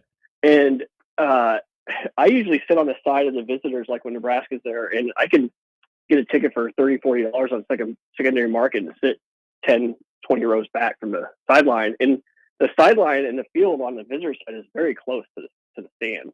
So it's really not a bad place for a game. Yeah. Dan, thanks for listening out in West Lafayette. That. Hopefully we'll hook up at the end of September. Yeah, I'll be going to the game. All right. Well, get in touch with us, okay? Anything, we'll get in touch with you. Yeah. Hey, thank you. Awesome. So I just went to their website. It's Purdue's website, not the secondary market. Yeah. Tickets for the Nebraska-Purdue game, and that's homecoming at Purdue. Mm-hmm. They are, remember, that's a noon local time kickoff. 40. As low as $44. Okay. There's a lot of availability. Yeah. I see a lot of $50 tickets. The trip to I've got friends that are making plans to go to Los Angeles to go to USC. I will be very curious because they made it a night game, and the game could have big time significance. Is the Black Friday game in Iowa City? How many people will go to that? Sometimes you were like, you know what? It's usually an early morning game. Yeah, I'd have to go and stay in Des Moines on Thanksgiving night and then drive over day of game. Now it's a night game. Will more people go? Or they'll go, oh, man, it's going to be really cold. This is a good time to stay at home, watch the Chiefs play earlier and then the Huskers play later. I know a lot of people are going to USC because of the trip to Los Angeles, haven't been to LA in a while. Yeah. You know what? A road trip that I think will be very popular this year because Nebraska simply has not played there very often is Bloomington. I like Bloomington. It's a good. Now that's a good college town. It is. I really do like Bloomington. It's fly into Indianapolis, or it's not a bad drive, but fly into Indianapolis and just go straight south, and boom, you're in Bloomington. Bloomington, good college town. But Nebraska has played in Bloomington once. Yep. Yeah, they played once. That was in the Riley year.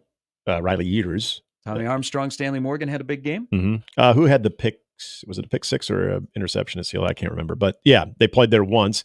The football stadium it's junk. Well, no. So if you remember when Nebraska was there, they had kind of just started. They had announced that they were redoing the stadium, so they have put a lot of money into it since the last time Nebraska played there. So this was 2017 when but it's still not. It is better than it was. Yes. Okay, because in 2017 is when I saw it. We somehow. Hey, by the way, you're who's what's the guy's name again? Tom Crean? J-Fed, the dude that gets in G-Fed. He would have had a very easy time getting into Assembly Hall.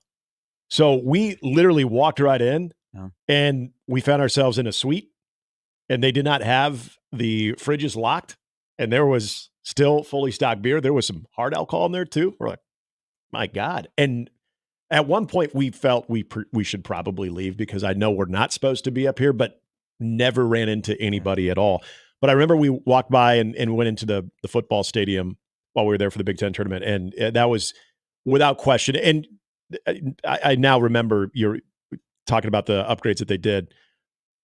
It was the most underwhelming college football stadium I've ever seen. Walking in there, because and the thing is, we go from Assembly Hall to then walking over to see the football field. I'm like, oh, this is wow. I know that music. I went to school around that music. Well, so they play football here, huh?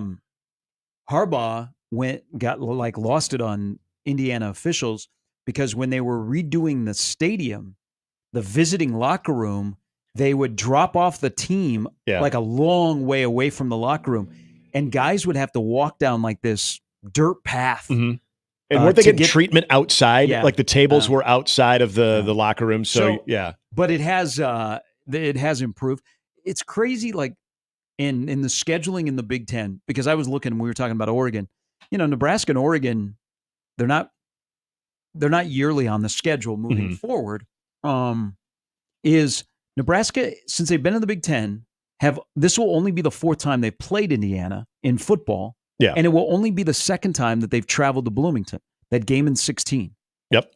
Which was Tommy didn't have a great game, but he had a couple of big passes. I'm telling you, as far as college towns, if you're looking to have fun, there's some really good restaurants, sports bars right on the main strip there too. So it's a decent time. So I think really that will be and also because one of the last second purchases for road games this year will be Ohio State. Yeah. It will be that will be a great indication of how people feel about Nebraska football. It's true. Because I've done it, you've done it, others have done it. You're like, man, I got to go see a game in the shoe. And you go to the shoe and you get kicked. Yep. And you're like, that was not a good experience. Yeah. So yeah, Columbus is is a good time. This year, national championship contender, Nebraska could have 6 or 7 wins going in.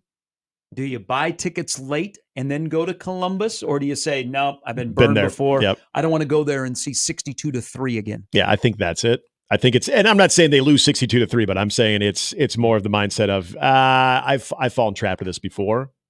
I remember in a 7-0 start that went just against Nebraska and Wisconsin. So you're going in with a 7-1 record and not good.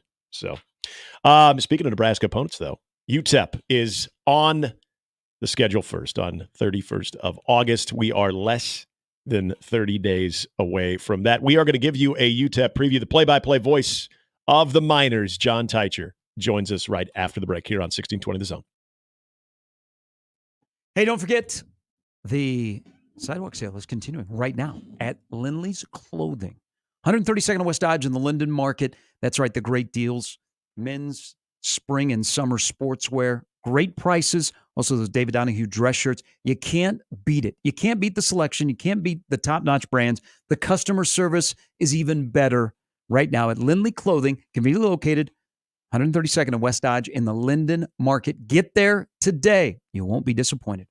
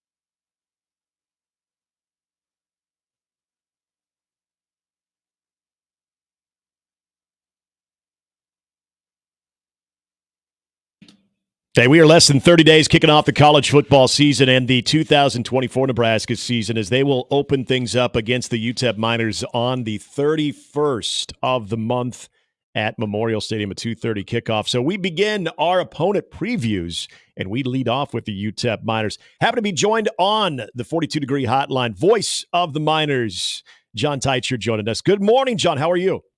Gary, Nick, doing great this morning. How you guys doing? Excellent. Excellent. And so let's get into this right now with UTEP. First of all, you go through spring, you're getting into the fall camp right now. Practices are happening, but new coach. So when it comes to not only a new coaching staff and just getting the familiarity, but trying to, as we always hear about, the buy-in right now, what are the early impressions of what you're hearing out of UTEP camp, especially with the new coaching staff?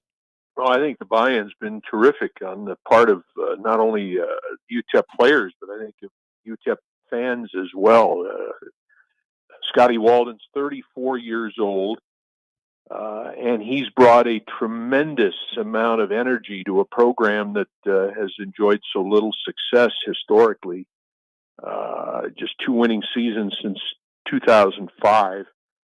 And I think that Miner fans are excited to see what's in store for UTEP in 2024. So what does and there's a transition. So he comes from Austin Peay where he was successful, and he brings some players with him from Austin Peay, so they help with the transition. John, what would be, and you've seen a lot of UTEP football, what would be an acceptable start to a transition year under a 34-year-old head coach?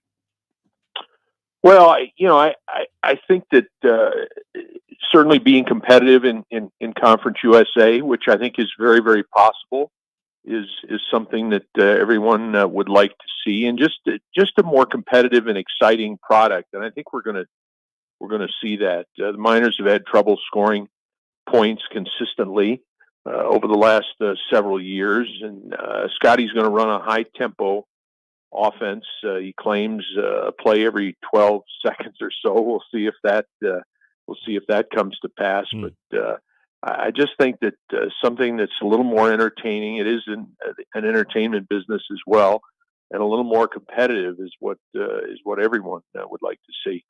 We know that his reputation is going to be, as you mentioned, quick plays, efficient in the passing game as well. So from a quarterback standpoint, it looks like there's a little bit of competition there going over there, including a transfer from Austin Peay and Skylar Locklear. So is that something that you expect to play out? Is there a lead candidate, in your opinion, going into the season?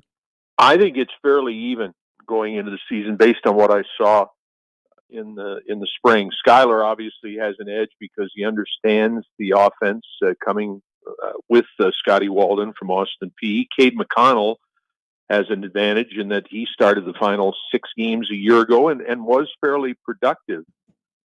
So he's got the edge in terms of experience. So it may be that although one or the other obviously will start when the Miners take the field in Lincoln at the end of the month, it may be that both see action during the course of that game until one or the other maybe proves that they deserve to have the job full time, and perhaps Scotty is going to be comfortable playing both of them. Last year, the Miners had if for people that watch UTEP play, Deion Hankins was a really good running back. He's not there, along with the other 2 top running backs. The top 4 wide receivers are not there. So what do the skill positions look like, John, for these quarterbacks to work with, and for Coach Walden to be able to run his offense as efficiently as he'd like? Well, again, they're filled with talents that largely applied their trade at the FCS level last year, and that's why there's a lot of unknown in terms of how that's going to translate to the FBS level. Javon Jackson rushed for nearly 1,400 yards, 10 touchdowns, averaged 5.5 yards a carry last year at Austin Peay. In terms of the wide receivers, Jaden Smith had 75 catches at Eastern Kentucky last year, over 2,000 yards in his career there. I think one thing, though, that a lot of these kids, a lot of the skilled kids that were brought along to UTEP from the FCS level possess that will translate well is speed. That's one thing that Scotty Walden and his staff talk about. in their recruiting efforts, which have been very, very promising to start with during his brief time at UTEP. They talk about speed, and more speed. They like to recruit speed. So if these kids are able to run as well as we think they run, that probably will allow them to translate their skills well from the FCS to the FBS level. I'm talking with John Teichert. He is the voice of Miner football here on 1620 The Zone. One of the things here in Omaha and in the state of Nebraska that we are very curious about is what will quarterback play look like for Nebraska and what will be the debut of a very talented freshman, but will be his first college snaps against this UTEP defense. This is a defense that statistically was the best in Conference USA. There are guys back, and it also had a secondary that was pretty solid as well. What this defense looks like in 2024 and what you anticipate, especially going up against a freshman quarterback in Dylan Raiola, what are you seeing from this defense and where the strength will lie in 2024? Well, they do have an all-conference, a first-team all-conference pass rusher in Maurice Westmoreland returning. They've got a couple of kids in the secondary. They're going to play, I think, much the same system, three down linemen with 3 linebackers and 5 defensive backs. So they'll base out of the nickel defense. I think it's going to be fairly similar to what we've seen in the past. But that's the area. Ironically, Dana Dimmel, the former head coach, was known as an offensive coach, but basically the biggest improvement I thought he made in this program was on the defensive side of the football, where, as you mentioned, UTEP had pretty good numbers against the pass a year ago, but the area where I thought they've really made strides over the last 3 years or so is against the running game. Miners have been much better at limiting the damage from the opposing running game and have done a much better job in their ability to get themselves off the field defensively. So, again, a lot of new faces, particularly at the linebacking positions, where the Miners lost one kid in Knight, who was drafted into the NFL. So there are going to be some questions on the defensive side of the football again. But as you pointed out, there are some kids that have proven themselves and are back from 2023. Hey, John, what can UTEP football become? I mean, you alluded to Dana Dimmel had a rough stretch. I mean, people will look at UTEP and go, yeah, isn't that where Mike Price coached? Yeah. They had a guy who I thought was young, going to be Sean Kugler, who I thought, oh, this might be the guy. But they've gone through a few coaches in the last 15, 20 years or so. What can UTEP football realistically be year in and year out? I think they can be a consistent challenger in Conference USA. I don't think there's any reason that they shouldn't contend for the league title in CUSA each and every year. Tremendous facilities at UTEP, tremendous weather. And as Scotty Walden and his staff have proven this year, having signed the top class in Conference USA, the top recruiting class, in just 2 months' time, you can recruit to El Paso, Texas. So I think the expectation is that UTEP, which has not been in 20 years now in Conference USA, is going to become a championship caliber factor. John Teichert, again, voice of the UTEP Miners. They will be in Lincoln on the 31st of this month to kick off the college football season. John, really appreciate you joining us. Wishing you all the best. Maybe we'll even catch up during game week, but all the best. Enjoy the rest of the summer. Look forward to it, Gary. Nick, thank you. Thanks, John.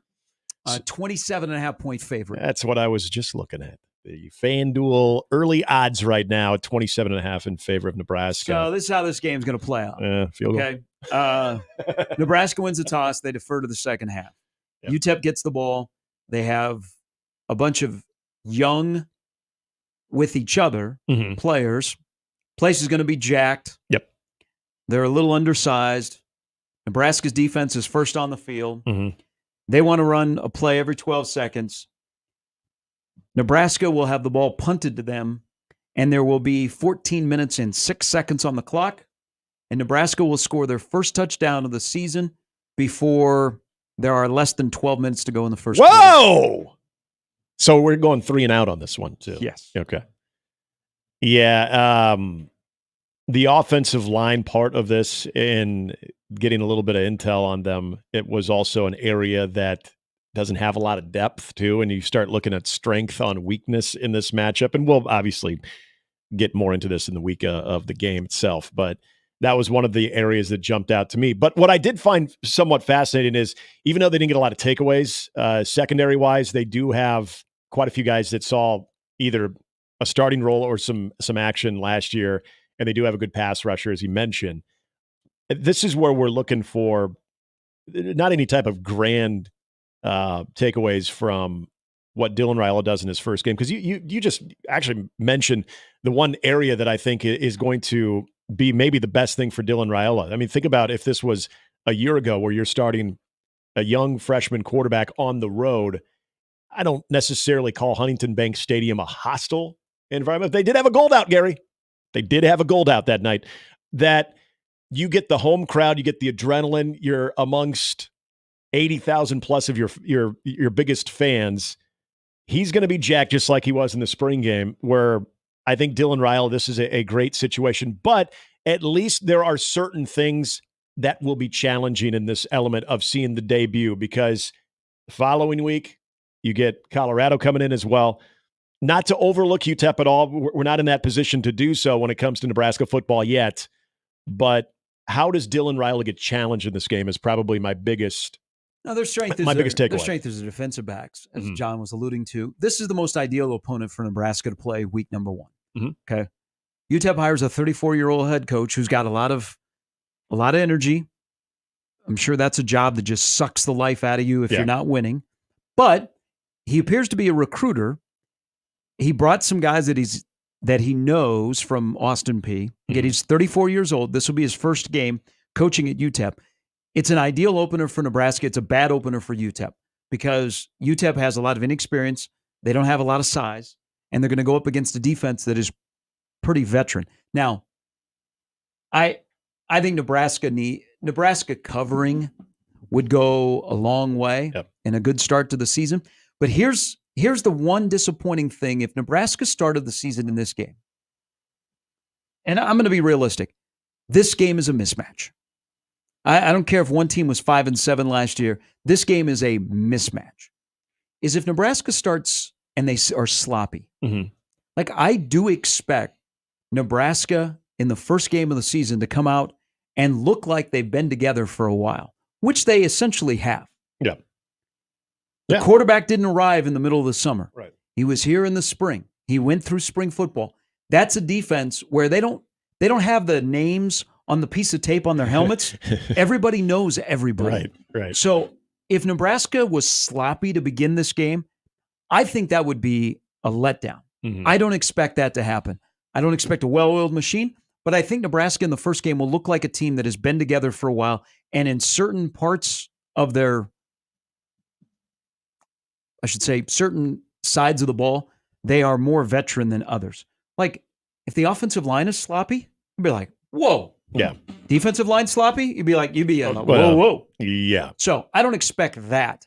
I expect Nebraska to look like a team that's been together, that's playing their first game as a veteran team that has a lot of starts on both sides of the ball, and I expect Nebraska to cover in this game and not dance around with UTEP and make this where you get to the fourth quarter and you're only up 14.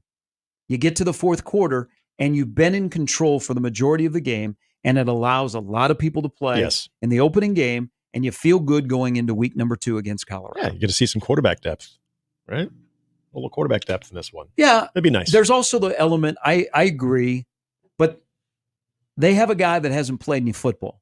Yeah. Dylan Raiola needs reps, actual game reps. Yep. That's true. That is true. Where everybody's going to be quick to in normal situations. I think that's important. That's an important point right there. That in normal situations where you have a chance to rest your starters, get them out, you take the degree of concern as far as being injured in a game that all of a sudden has completely gotten away from the other team, that always leaves a bitter taste in your mouth. But that's going to be an interesting way of handling the reps, the game reps. If you get to that situation where the game is clearly out of reach, yet you want to maximize the opportunities of Dylan Raiola being on the field as much as you can before you get into week number 2. And talk about the cliche of the most improvement is from week 1 to week 2, but being able to have that fine line of making sure he maximizes game reps, but also being able to get other guys that experience, because it's been a long time since we've been able to say that, where you could get that opportunity, at least on the winning side of things. We are going to continue opponent previews next week as well. We'll talk Colorado. We'll also talk some UNI. My wife's going to be happy about that too, by the way. She's a proud Panther alum. We're going to that game, and she's going to be wearing a lot of purple for that one with a lot of friends. I do have a UNI shirt. It won't be worn that night. It'll be a little party, though. I know there's a lot of folks from Northern Iowa that they're excited to come out. I don't know how much they're expecting. Former Scott lineman Blake Anderson is on Northern Iowa's roster. And remember David Horn played there. That's right. Joe Gans used to coach there. Yes, that's right. We all know who also used to coach there, too. Scott Frost, Eric Chenander. Trey Dannon used to athletic director there once. That's true. There's so many connections there. Trev Alberts was from Cedar Falls. Cedar Falls, yes. Yeah. See? Gosh, there's a lot. I mean, whether it's UNI or just Cedar Falls with Nebraska. Yeah. You're going to come back, wrap up the 7 o'clock hour. Coming up 8 o'clock, we are going to be talking some Vikings training camp with Dane Mizutani of the Pioneer Press. Will give us the latest on the Vikings camp and what that quarterback situation might look like for the Vikes. As we continue here, it's Mornings with Sharp and Handley and Jimmy on 1620 The Zone.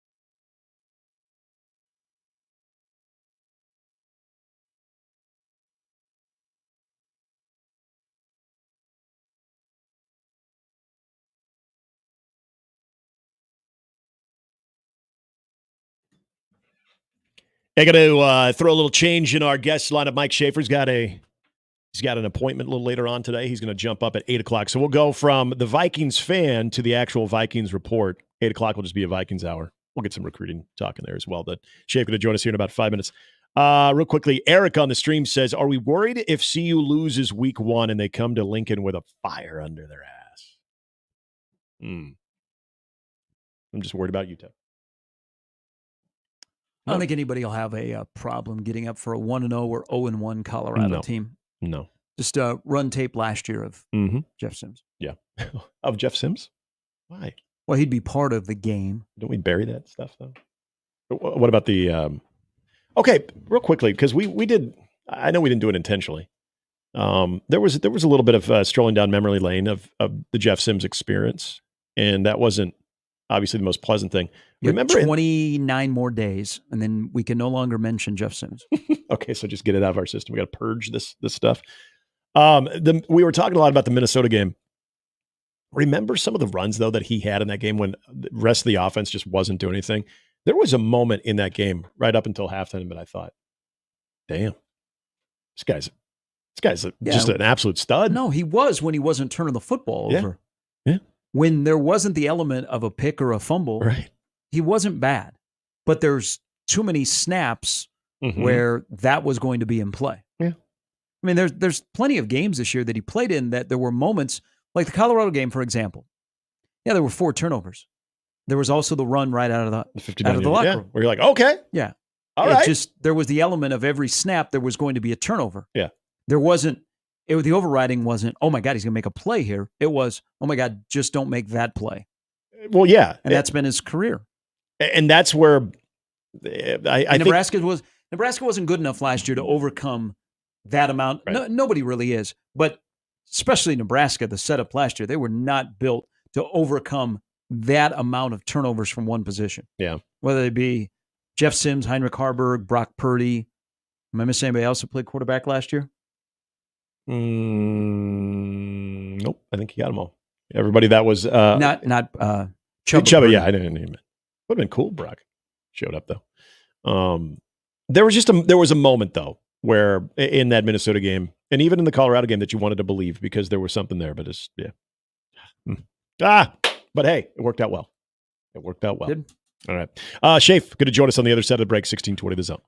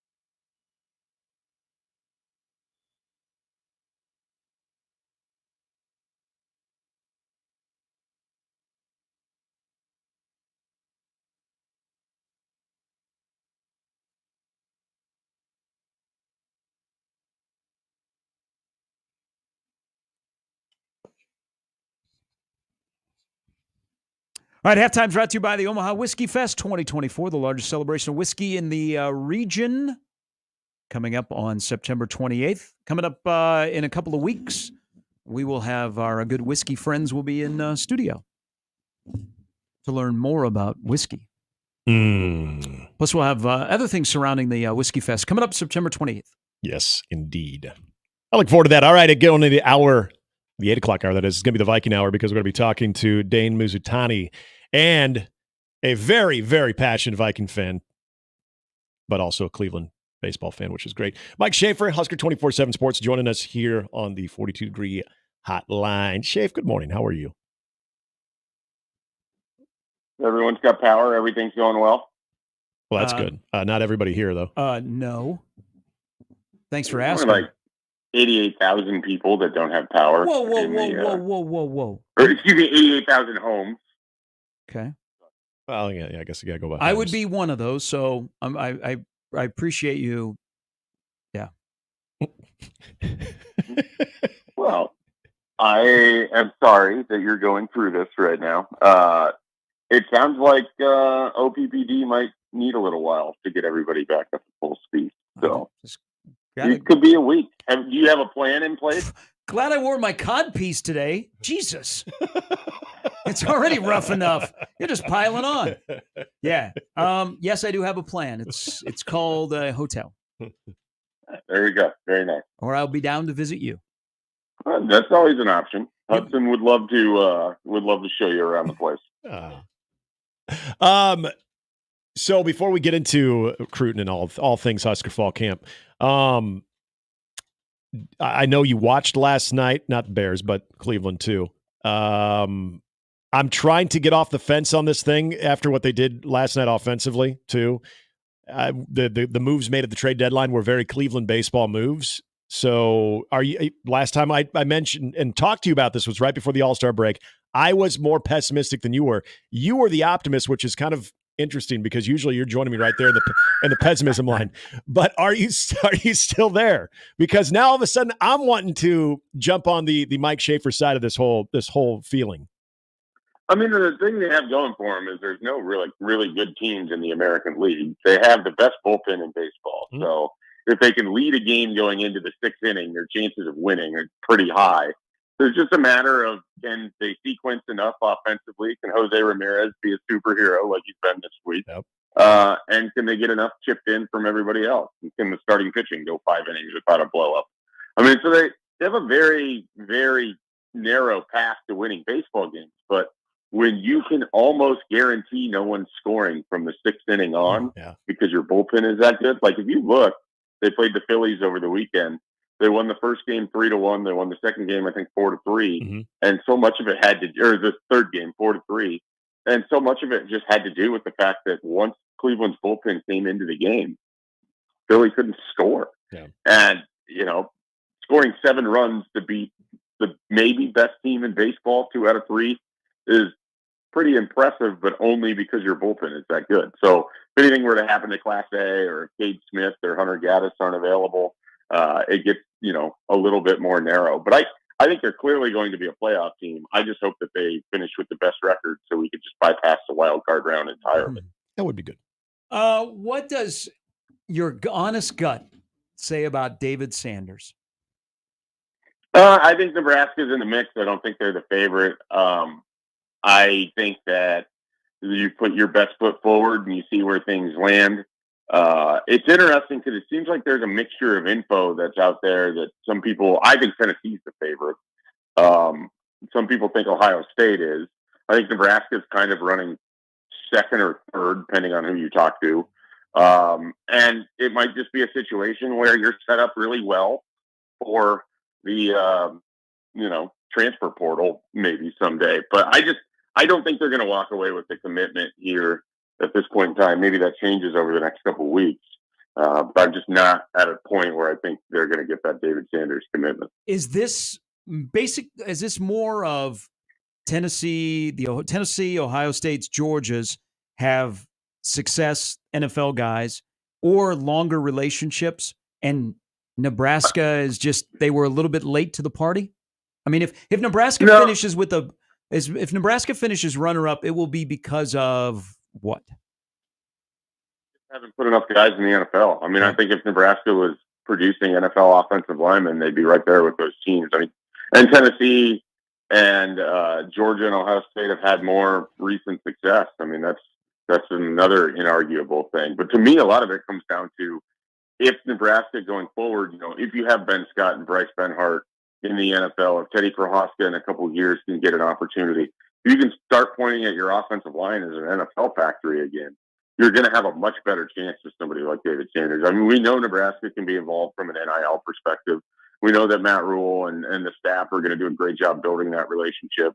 We know the family really liked what they found out here in Nebraska, and just in terms of the people and the opportunity.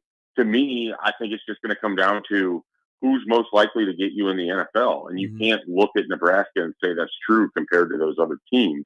And he would have a great opportunity to play very early in his career. Nebraska might be a rocket ship of a team ready to shoot off into the stratosphere. But are you really going to bank on that relative to what these other teams have done and consistently have done? And I just don't know that the standards will be there when it comes to make the decision. Okay, so I'm glad you bring up the NFL part of this too. So reading what Michael Terry said about his visit, and one of the things that stood out, and seeing the guys work out and seeing how they go about things, he said everything was NFL style. And I sometimes forget how important it can be for these guys when they're on any type of visit, whether it's official or unofficial, having a chance to observe a practice, observe a workout, and to see how close that is to what you might know of the NFL workouts. I don't know if that's anything that will get them the big fish, but obviously, Shafe, that's an element, because listen to the coaches talking on Tuesday as well. Every time they talked about guys that would be moving on from the program, they didn't talk about guys that would be graduating or guys that would be moving on to be a professional. They between Tony White, Marcus Satterfield, and Matt Rule, talked a lot about the NFL in that discussion. What you just said right there, I feel like there is a concerted effort to make it very well known that even though they haven't had those results yet, they are committed not only to winning now and winning this program, winning football games, but getting those guys there. Yeah, absolutely. I mean, I think it starts with how Matt Rule has kind of built things from the ground up when he got here. You look at Corey Campbell, who's a guy who is very aware of what NFL body types look like. Matt Rule and Evan Cooper recruited to the concept of, we want you, by the time you leave here, to look like the bodies in the NFL. This is what we want to do. We have our nutrition program wired that way. We're looking for frames that we can maximize by putting the weight on and by growing you into NFL players. A lot of their assistants have, whether it's, not full-time assistant work, but have coached in the NFL, have been in NFL locker rooms, have been around NFL players. There's no doubt in my mind that one of the pitches going forward, should they start putting players in the league, is going to be, hey, our head coach sat in these draft rooms and knows what it's like to be part of these conversations, and Matt Rule's talked about that. I just think that is such a unique aspect that Nebraska coaches have not had in recent years that they really want to hammer home. And I know some people look at the rest of the staff and they're like, well, they don't have all this coaching experience. But then you think about it, and it's, E.J. Barthel was with the Panthers. Garrett McGuire was with the Panthers. Terrence Knighton played in the NFL. You now have John Butler, who brings a wealth of NFL experience to what you're doing. So I think that they really made or really will make a conscious effort on the recruiting trail to pitch that. The thing is, you need the players to leave your roster and make the NFL and have some success there, so you can actually use it as a recruiting tool going forward. I mean, if Ben Scott and Nash Hutmaker and Ty Robinson and whomever else, Jamari Butler, have big seasons and are drafted, Nebraska is going to play that up significantly next spring. And they should. I mean, that's one of those things where they've, we talk about where Nebraska's lagged behind overall of the program. And yes, the wins and the bowl games and the opportunities and the national presence. They haven't put guys in the league, which tells you things aren't happening from a development level. This staff wants to be a development program. The ultimate development is you're putting guys in the NFL. Tommy Hill in that group? Tommy Hill is in that group. He shouldn't have been left off, but I was just rattling through names there. I mean, Javin Wright basically said Tommy Hill's the best athlete on the field. Best athlete in the program. I mean, they more or less put it in those words.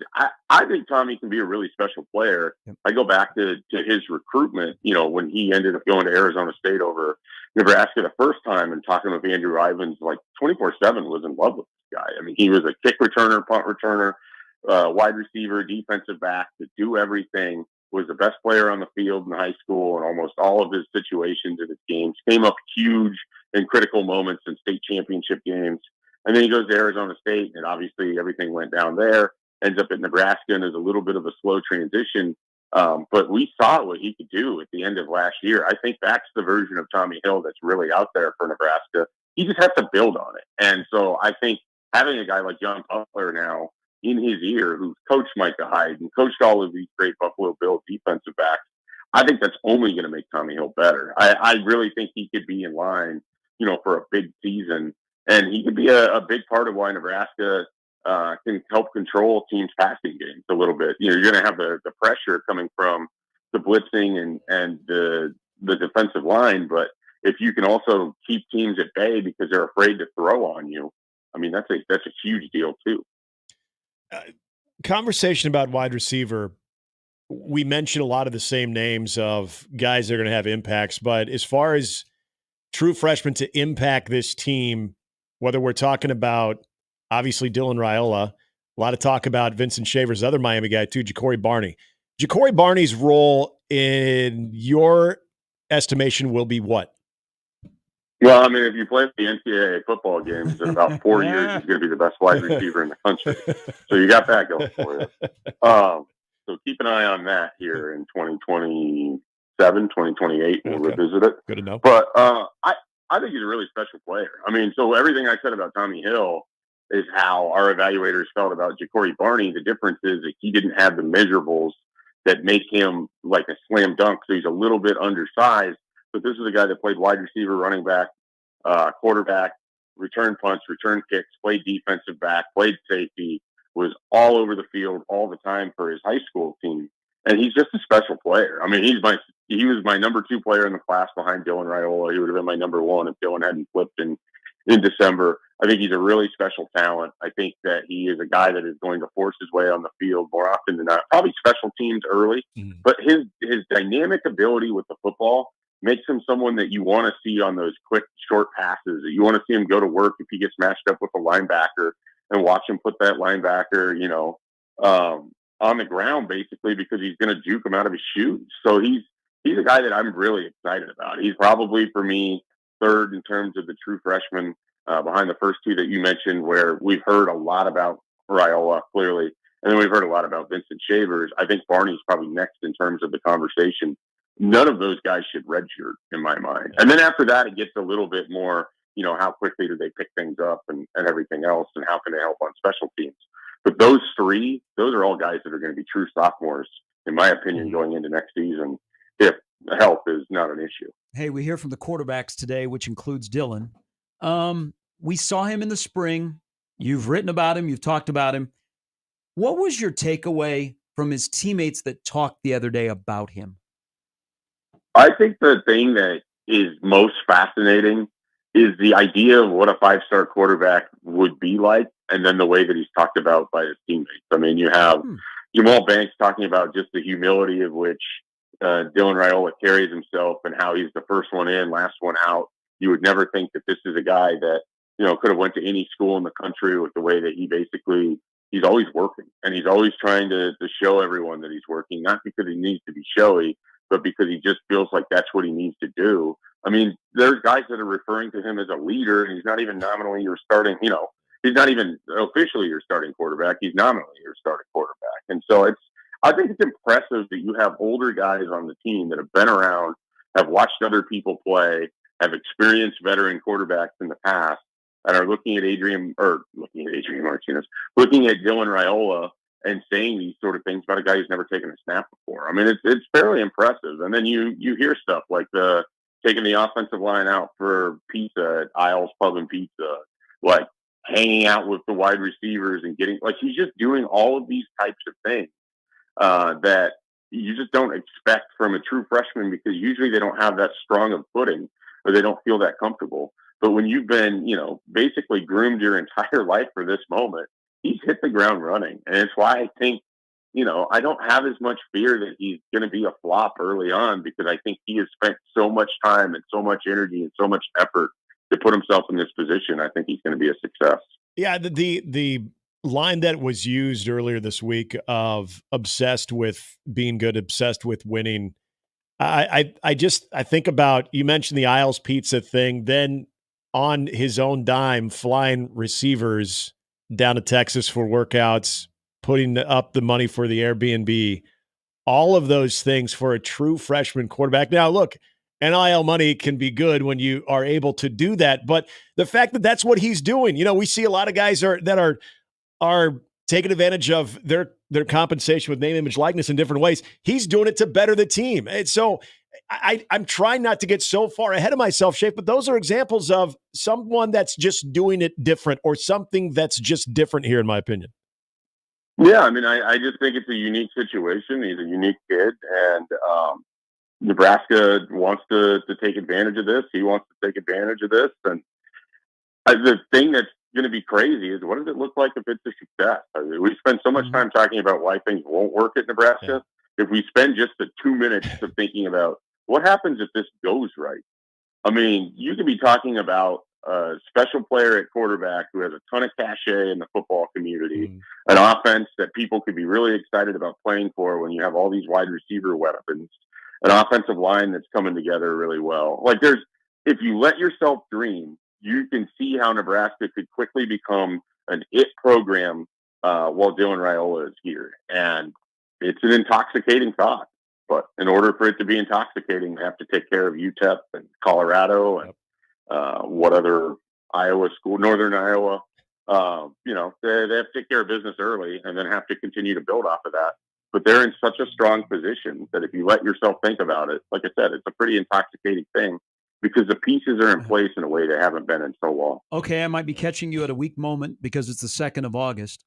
And you, unlike yourself, maybe it, becoming a father has changed you, but you were very optimistic early on things you were hearing and observing. Let's revisit that. Now, as we've gone through all of the talking season, have you changed for even a little bit on your expectations being higher, or have they remained the same?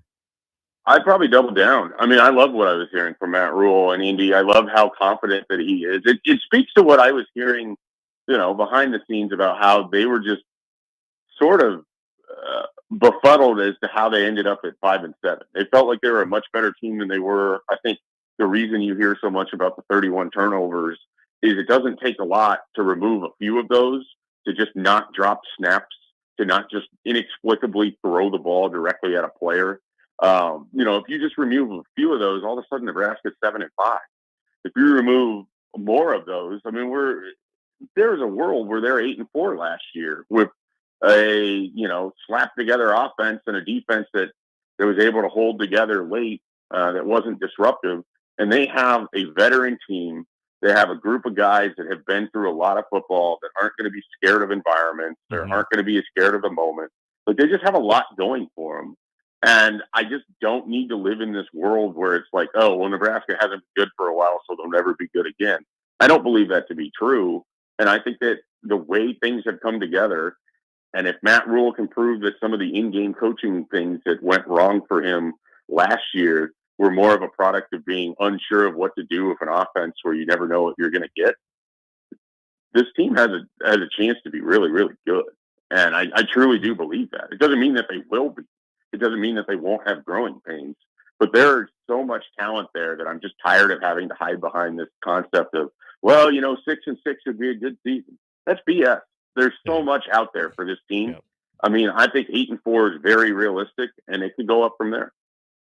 Mike Schaefer, Husker 24/7 Sports. Before I let you go, we're going to have Dane Mizutani from the Pioneer Press on to talk Vikings. Anything you want me to ask him about your beloved Vikes? Yeah, can you see all the reports about how the quarterbacks are ripping up the practices, or because the Vikings don't have any secondary members because they're all hurt or unavailable? Yeah, it's probably the latter. It's great hearing about these beautiful Sam Darnold passes, but then it makes you wonder, Is he doing it because they don't have any actual cornerbacks that can cover Jordan Addison and Justin Jefferson? So I'll hang up and listen to your guys' interview. Hey, thanks, Shafe. Have a good one, guys. Mike Schaefer, Husker 24/7 Sports. It's a fair question there, too. Sometimes it's, wow, they look really, really good. Or, well, like DeFalco was saying yesterday about no one could block Montez Sweat. Like, well, that's good for him, but is that indicative of your offensive line as well? So, August is the longest month. it is. You got to everything you hear and the clips that you see, you got to formulate the opinion and you got to set your expectations accordingly. We all fall victim to it for our teams that we love. That sounded like you're doing a Cosby impersonation with the Jell-O pudding pop. There's no joke in there. It just reminded me of the. You gotta do the. Yeah, that was really bad, actually. See, once you brought it up, I tried on to the do nose. it. Oh, wow! Holy smokes! We can always find time to just go to a dark place, can't we? It's where I permanently reside. It's just what we do. Gary, I know you got something going on, so all right. Have a good you weekend. farewell. If I'm You here too. on Monday and my power is still out, yeah, boy, I'll be very salty. Lots of I'm rooting hotel for you. breakfast. I'm rooting for you. I'm gonna start the charge. I'm gonna start advocating for you. Social media campaign. Get Sharpie's power back. My question is, why does the number keep going up? I've been watching this all morning. We're at 93,066, and it just went up by 32 people. Because of what I heard yesterday, where there was a couple people that had too much power going through the grid. So now it's probably knocking their power out. I mean, Because hey, it's like, it could be worse. I could be the lone person in Dodge, Johnson, and Colfax County that don't have power. The lone person. I mean, if, you always try to stand out, separate yourself from the rest. There's one way of doing it. Have a good weekend, boys. Yeah, You too. You as well. We are going to continue our NFL training camp previews, talking Vikings football. Dane Mizutani of the Pioneer Press joins us here on Mornings with Sharp and Handley and Jimmy, 1620 The Zone.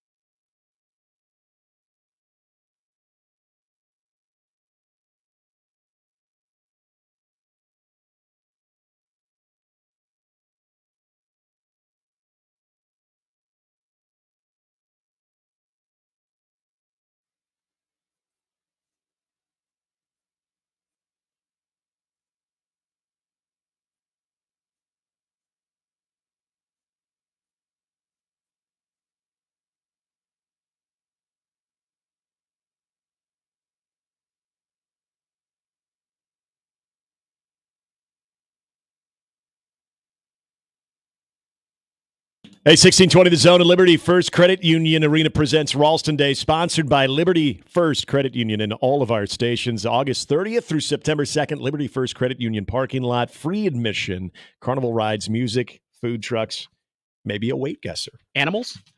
Maybe Gotta have an animal. Got to have all that stuff. You're going to put on a good festival. Training camp sometimes can be very, very festive. As we continue our training camp previews, we saw some football last night. One of those teams in the NFC North Division in the Chicago Bears winning a game that was labeled terminated.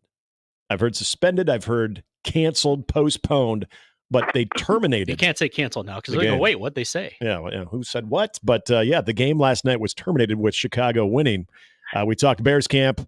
Yesterday, we talked Packers earlier in the week. It's time to turn our attention to the guys up north in the Minnesota Vikings. And to tell us more about that, Dane Mizutani with the Pioneer Press joining us to talk Vikings. Good morning, Dane. How are you? I'm good. How you guys doing? Doing well. Vikings.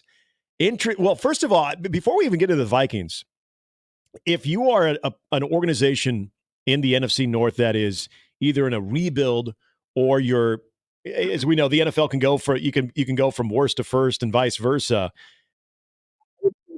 2 years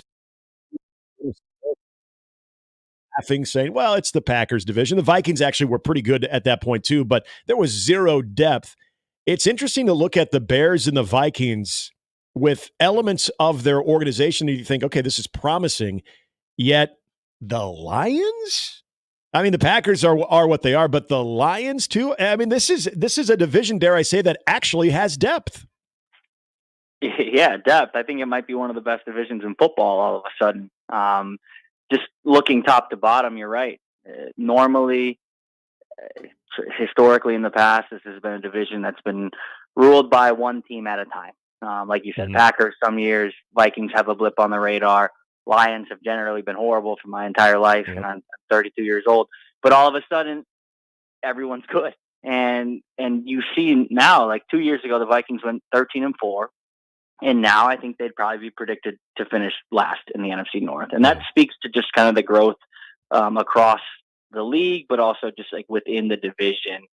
Should make for some really fun games over the course of the entire year. And I'm excited to kind of get going. In all seriousness, too, Dane, this has been a very trying camp and offseason for the Minnesota Vikings. You have tragedy. You have some just absolute gut-wrenching injuries as well. And a lot of this, if you just take a look at leadership with the Minnesota Vikings and how they have navigated through training camp and try to get back to the business of putting a competitive football team on the field and not being as bogged down with so much that has taken place in the offseason. What can you say right now about Kevin O'Connell and how he and his coaching staff and the front office have navigated what has just been a roller coaster of emotions? Yeah, I think it speaks to the culture that Kevin O'Connell and the rest of his coaching staff have really put an emphasis on since they started this thing 2 years ago. Culture is a word that's often overused in sports. It's just like if it's a team doing good, they have good culture. But I think actually, like, culture is tested in the hardest moments, and you're seeing it play out right in front of our eyes with the Minnesota Vikings. I think it's important that, like, in this sport of football, that for far too long has been like this macho, can't show emotion sport, that the head coach of the football team is talking about how hard it is to deal with the death of Kyrie Jackson. And, the defensive coordinator, Brian Flores, is talking about, how he struggled with his mental health in the aftermath of that. I think all of that is interconnected in the word culture that, like I said, sometimes overused, in this case, spot on. I think it gives players a right to feel and kind of the license to approach these things that might be hard, confront them, and then try and move past them collectively. So can't say enough about how they've handled it. It does feel a little weird to just kind of pivot to football when there feels like other things that matter so much more are going on. But that's kind of the nature of the job too. And I think Kevin O'Connell and his staff have done a really good job kind of allowing players to feel while also focusing on the task at hand. Dane, I'm high on this offense, and not necessarily at the quarterback position as much as I am obviously Justin Jefferson. Jordan Addison is proven to be more than a capable complementary to Justin Jefferson, but you also look at the tight end position. You look at what they added with a veteran QB, but also in the draft. I think the sneakiest, best addition to this offense, though, was Aaron Jones. Your thoughts on that and just this overall dynamic that whoever ends up being the mainstay at quarterback will have at their disposal? Yeah, I think just starting with Aaron Jones, that this is a guy that's almost flown under the radar. Like, you almost forget that he's a part of this offense because of the big names. Justin Jefferson, kind of takes up all of the airwaves when we talk about this team. But I think Aaron Jones could be a huge part of this offense this year. He's proven throughout his career, though he's never been like the best running back in the league, he's always been one of the best running backs in the league. And he's kind of been underrated his entire career. But he's a guy who could step into this offense and really make the thing go. Like, the one thing that this offense lacked last year was a running game. Part of that is, I think, scheme. Part of that, I think, is the offensive line. But part of that is the running backs. Alexander Mattison, Ty Chandler, last year, holes would be there and they wouldn't hit them.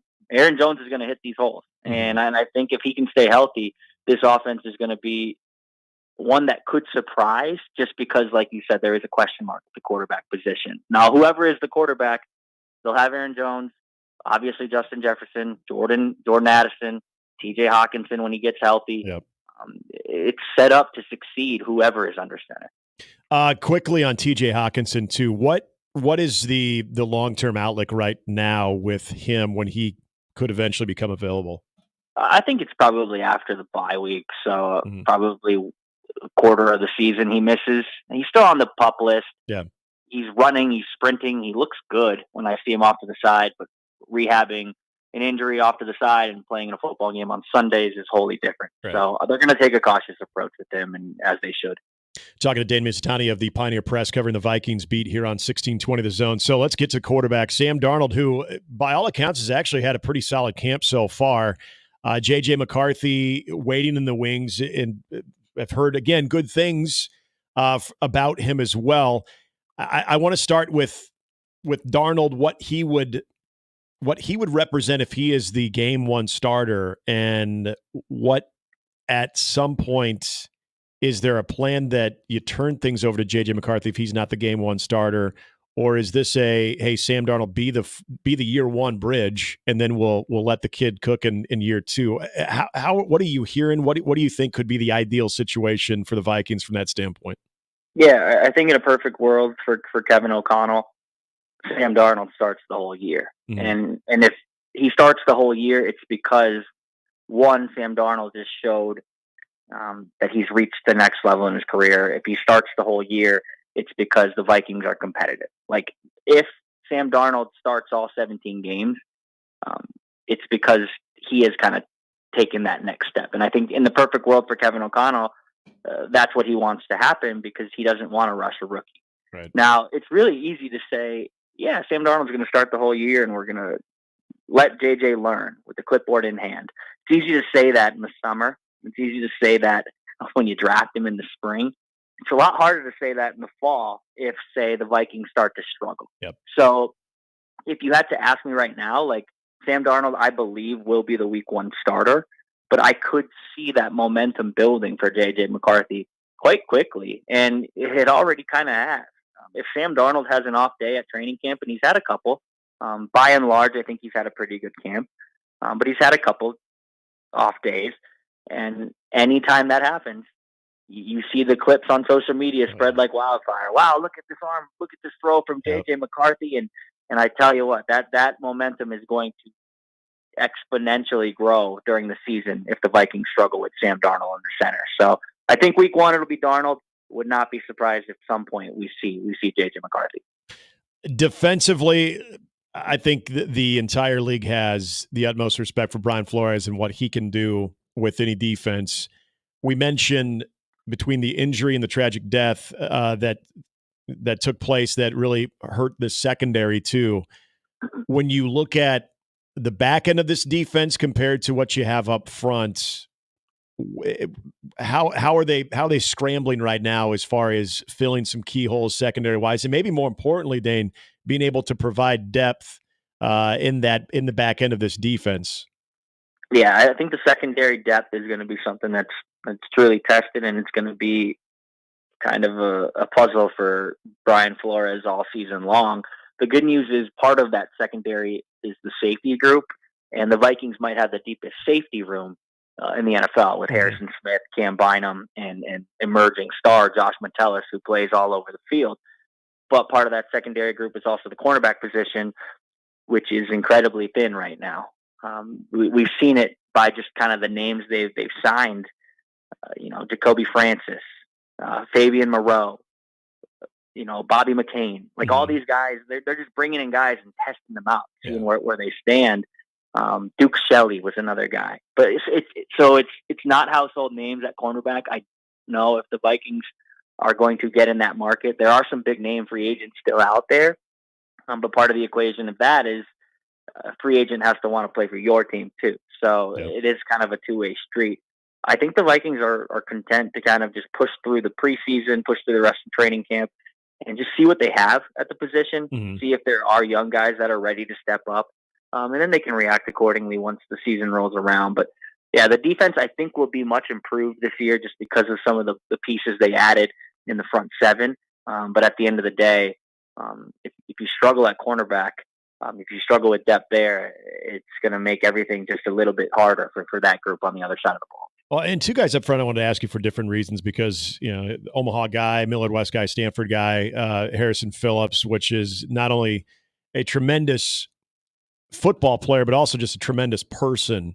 But also as the resident Bears fan on these airwaves too, Jonathan Bullard, I remember when he came from Florida with Chicago and actually did some nice things early on. You look at Harrison Phillips, who seems to be a very well-liked member of that organization and also in the Twin Cities, but also Jonathan Bullard. I'm not sure. Is Bullard, is there confidence there that he can be that impact guy on the right side there on the edge? Yeah, I think we'll start with Bullard. Brian Flores loves him, and he's a guy who just kind of flies under the radar, not a household name, but just kind of does all the dirty work that they need.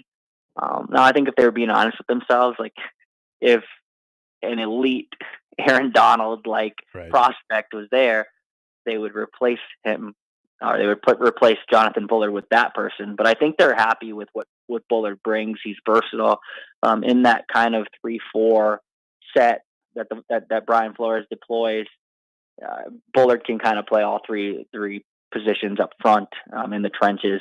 So I think they're happy with what they have there in terms of just his versatility and his production that might fly under the radar. And Harrison Phillips, that guy is the best.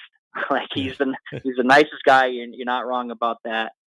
But he just works. He works his butt off every single time he's on the field.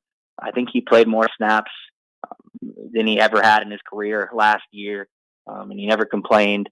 They asked him to do a lot in the trenches, and he's ready and willing to do it. So I expect more of the same from him this year. And then I think he's a guy that really could just kind of lead this defense quietly with the way he plays on the field, and then obviously vocally with how good of a person he is off of it. Dave, before I let you go, I know you probably had a chance to catch some of last night's Hall of Fame game. The biggest takeaway is how weird the new kickoff looks. My co-host was asking earlier, is this something we're going to have explained to us up until like week 15 because there's so many different little elements? Was that as bizarre looking? I mean, we knew it was coming. We knew it was supposed to look like, but actually seeing it in some type of an actual game type setting was one of the more bizarre things we've seen. It's really weird. It's jarring to see. I wrote a story about it this week, and I had to go back and look at all the verbiage and make sure I knew what this thing was gonna look like. And even after writing that story, watching it in real time, it was like, what the heck is this? So I think at some point it will start to feel normal. Yeah. But I think it might take a whole season for that to happen. But I appreciate the innovative creativity of it. Yeah. I think at some point it's a big talking point right now, as it should be. But at some point, I think it'll just feel commonplace. Yeah. Yeah. Dane Mizutani covering the Viking beat for the Pioneer Press. Dane, really appreciate you joining us this morning. Enjoy the season. We'll look forward to catching up with you down the road, man. Thanks. Anytime. Yep. It's Dane Mizutani. Good stuff there from Vikings camp. Yeah, I don't know if people were, and I don't know if this is going to happen in every broadcast, but at one point they're highlighting the green area between the goal line and the 20 of like the drop zone of where you have to kick it to Just return. let me know when my team has the ball and where they're starting at. That's where I'm at. And it looks like when they're standing, getting ready to run, that they're about to do a dance routine too. It's like, wait, are we going to reenact the Dirty Dancing final scene here? What is this? Quick, run 2 yards towards each other and hit. It's really odd. Yeah. I am curious how you're going to strategize where you want to attack certain areas of what is essentially now a kickoff return line of scrimmage. I mean, that's pretty much what it is. Will the edge be more readily available? Can you cut inside? You know, I get the idea of it. You're lessening the amount of yards between, so it's going to soften more high level impact type plays, which the NFL and the sport of football in general is trying to do away with. This might be an odd take. I don't know. It's kind of cool. I think it's kind of cool because it at least makes kickoffs interesting again. To be honest, I didn't have a problem with it. Yeah, I really, it looked whatever. weird. Yeah. I mean, because you got your kicker that seems like he's in another field. If it was baseball, they would do something really stupid and yeah. Oh, we're going to flip this pizza box and ends pizza side up. The other team gets the ball. Yeah, like baseball was, and they still, I think, kind of noodle some ideas. Although I got to say, hasn't been as crazy as far as proposals lately compared to pre-COVID, where, I mean, everything was on the table. If you got a good idea and something wacky that we can introduce to baseball, let's not dismiss it. This, I get it on two levels. It's to make kickoffs more meaningful, to where you want to encourage, hey, folks, keep watching our product. Okay, I know a lot of people will they'll go to the bathroom, they'll go to another station or whatever, and they won't be as dialed in until, like you said, your team has the football, because they're going to go to a commercial afterwards anyway. So there's interest in the kickoff again. It could be a play that actually can impact the game, but also more than anything, this is being done out of the player safety priority of, again, lessening the impact. The distance between you are obviously shorter. I get all that. I just heard a lot of people yesterday. The confusion's fine. I get it. Like knowing, like when there was the penalty on Chicago on it, like, okay, what did they actually call there? Because he left his spot before the return man actually touched the football. Do you have somebody that is communicating when you have the football? You looking back, and then you have to immediately look at the guy that you're engaging with. There's a lot of intrigue to how this all works. So I get all of the little detailed rules that apply. I think they'll do a good job of explaining those. But I think Dane's right. At some point, it's just going to be more common. I think more than anything, though, it's actually it's interesting to see kickoffs actually being meaningful again. So however it might look. Coming up in the 9 o'clock hour, we're going to talk to Matt Verzal, get his thoughts on the opening. Ask him about these kickoffs. I will. I'm sure he has an opinion on that as well. We also have a big fight going on tomorrow night. And by the way, after hours, they are on the road. They are out there in L.A. Jimmy Allen and John Schreiner are out there as well. So hopefully you're catching their live fight coverage. They're going to have a special show tomorrow leading up to the fight as well. We'll get into sharing a bed. I don't know. I don't know how the budget is. Well, I don't think I know. Someone else is picking the tab on this one. I think the fight promoters are picking the tab up as far as the flight. So they should have their own rooms, I would think. Not one of those where you put coins and it vibrates while you're drinking a Miller Genuine Draft. Yeah, that one. Eating a bag of Cheetos Puffs. I've always heard of the vibrating bed. I never saw one.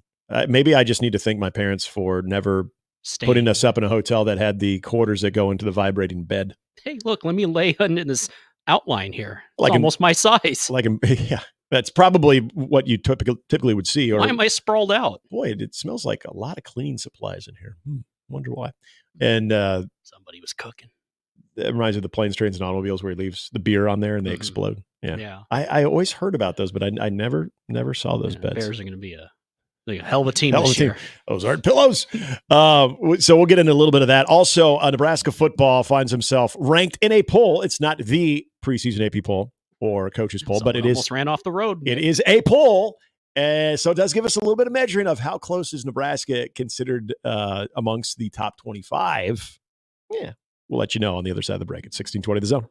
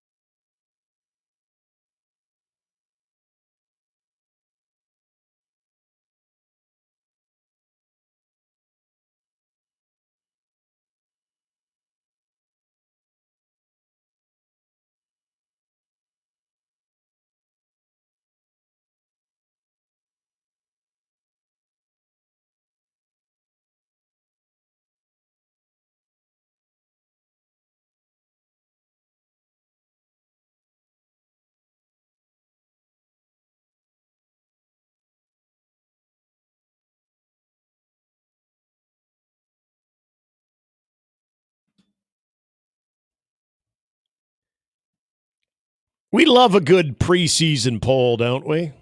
Even if it's not the AP or the coaches poll? Or a poll assassin. Oh, man. That was great news. It was. Congratulations on the sex to the happy couple. I'm fine. I'm happy that, what was that coach's name again? I don't remember. Yeah. That assistant I don't remember coach the monkey's name either. could make an honest woman out of the poll assassin. It takes a special person to be able to do that. Mm-hmm. So, This could be a slippery poll. Sorry, boys. The poll assassin is off the market. She got married. Mm-hmm. That news was confirmed last week. She's a one poll assassin now. Oh, the jokes just write themselves on that one. Indeed. I don't even have a team of writers. CBS Sports college football preseason poll is out. And here's the good thing about it. They don't do just a top 25. They will rank all FBS teams. So I can give you do you want to know who 134 is? I would love to. UL Monroe, University of Louisiana Monroe. Notables, they're towards the bottom. A team that was supposed to debut in the Scott Frost era, Akron. They are 132, according to CBS Sports. I like this. Let's work from the bottom up and give you a couple of teams that we were talking a little bit about Buffalo. Because Buffalo, if you hadn't seen yet, and I know a couple of us retweeted it yesterday, the return to camp, how they did a depiction, the exact recreation, essentially, of the movie Major League when they're all reporting to camp. It was really fantastic. Unfortunately, they are in the CBS Sports poll. Not a lot of confidence that the Bulls will have a good season. They are ranked preseason 120. A lot of MAC teams there towards the bottom. I get that, too. Action. Yeah. Maction may not be as sexy on Tuesdays as it once was. Sexy when you have that snowy field in front of dozens of people. Yes, dozens of people where they look like they're just miserable, and most likely they're there because they have a son or cousin or nephew or best friend on the team. Other than that, don't see a lot of student sections there. Stanford 84th. Ooh. Houston 82nd. All right, let's get to the goods. Let's get to the top 50, the notables. By the way, Minnesota just outside the top 50 according to CBS Sports. They are 51st, UCLA 52nd. Okay, here's one of note. Again, I said I'd go in the top 50. Man, there's a lot of old Big Ten West teams outside the top 50. Illinois 57, Northwestern 58, Michigan State 63rd. Okay. Colorado. You want to take a guess? Inside or outside the top 50? They'll probably put inside, even though they shouldn't be. Just outside, 55. Oh. Yeah. So there's that. Maryland 46, Rutgers 45. Washington, welcome to the Big Ten at number 40. So Washington as a top 40 team, according to CBS Sports. Oh. Yeah. Would you want to guess where Nebraska is? Between Iowa and Wyoming, north of Kansas. I mean, all those are facts. Yeah. Yep. 30-something. 30-something is correct. They are 34th, one spot behind what we hoped would be the long rivalry of the Big Ten, Wisconsin. They're talking about Rutgers. Yeah. Wisconsin at 33rd, 33. So your peers in that slot, according to CBS Sports, Memphis is right behind Nebraska at 35. Mentioned Wisconsin at 33. Kentucky 32. Auburn 37. Iowa State 27. Hey, your Jayhawks round out a top 25 for the CBS Sports preseason poll at number 25. Whoa, what you got there from Topgolf? It's not me. It's us. They dropped off food for us. So shout out Topgolf. I thought I smelled something. I did too. I thought it was my crotch, but it's not that. It smells like buffalo chicken, though. I don't know why I do smell something very savory. That just completely derailed my thoughts. Iowa fans, by the way, you come in at number 23 in the CBS Sports preseason rankings, USC 21. As far as your higher-ranked Big Ten teams, you've got Michigan at number 9. Nick, they brought boneless wings. Oh, damn. I mean, it's 9. East Coast, it's 10 o'clock. We're going to shift this back to network for the next hour. Yeah.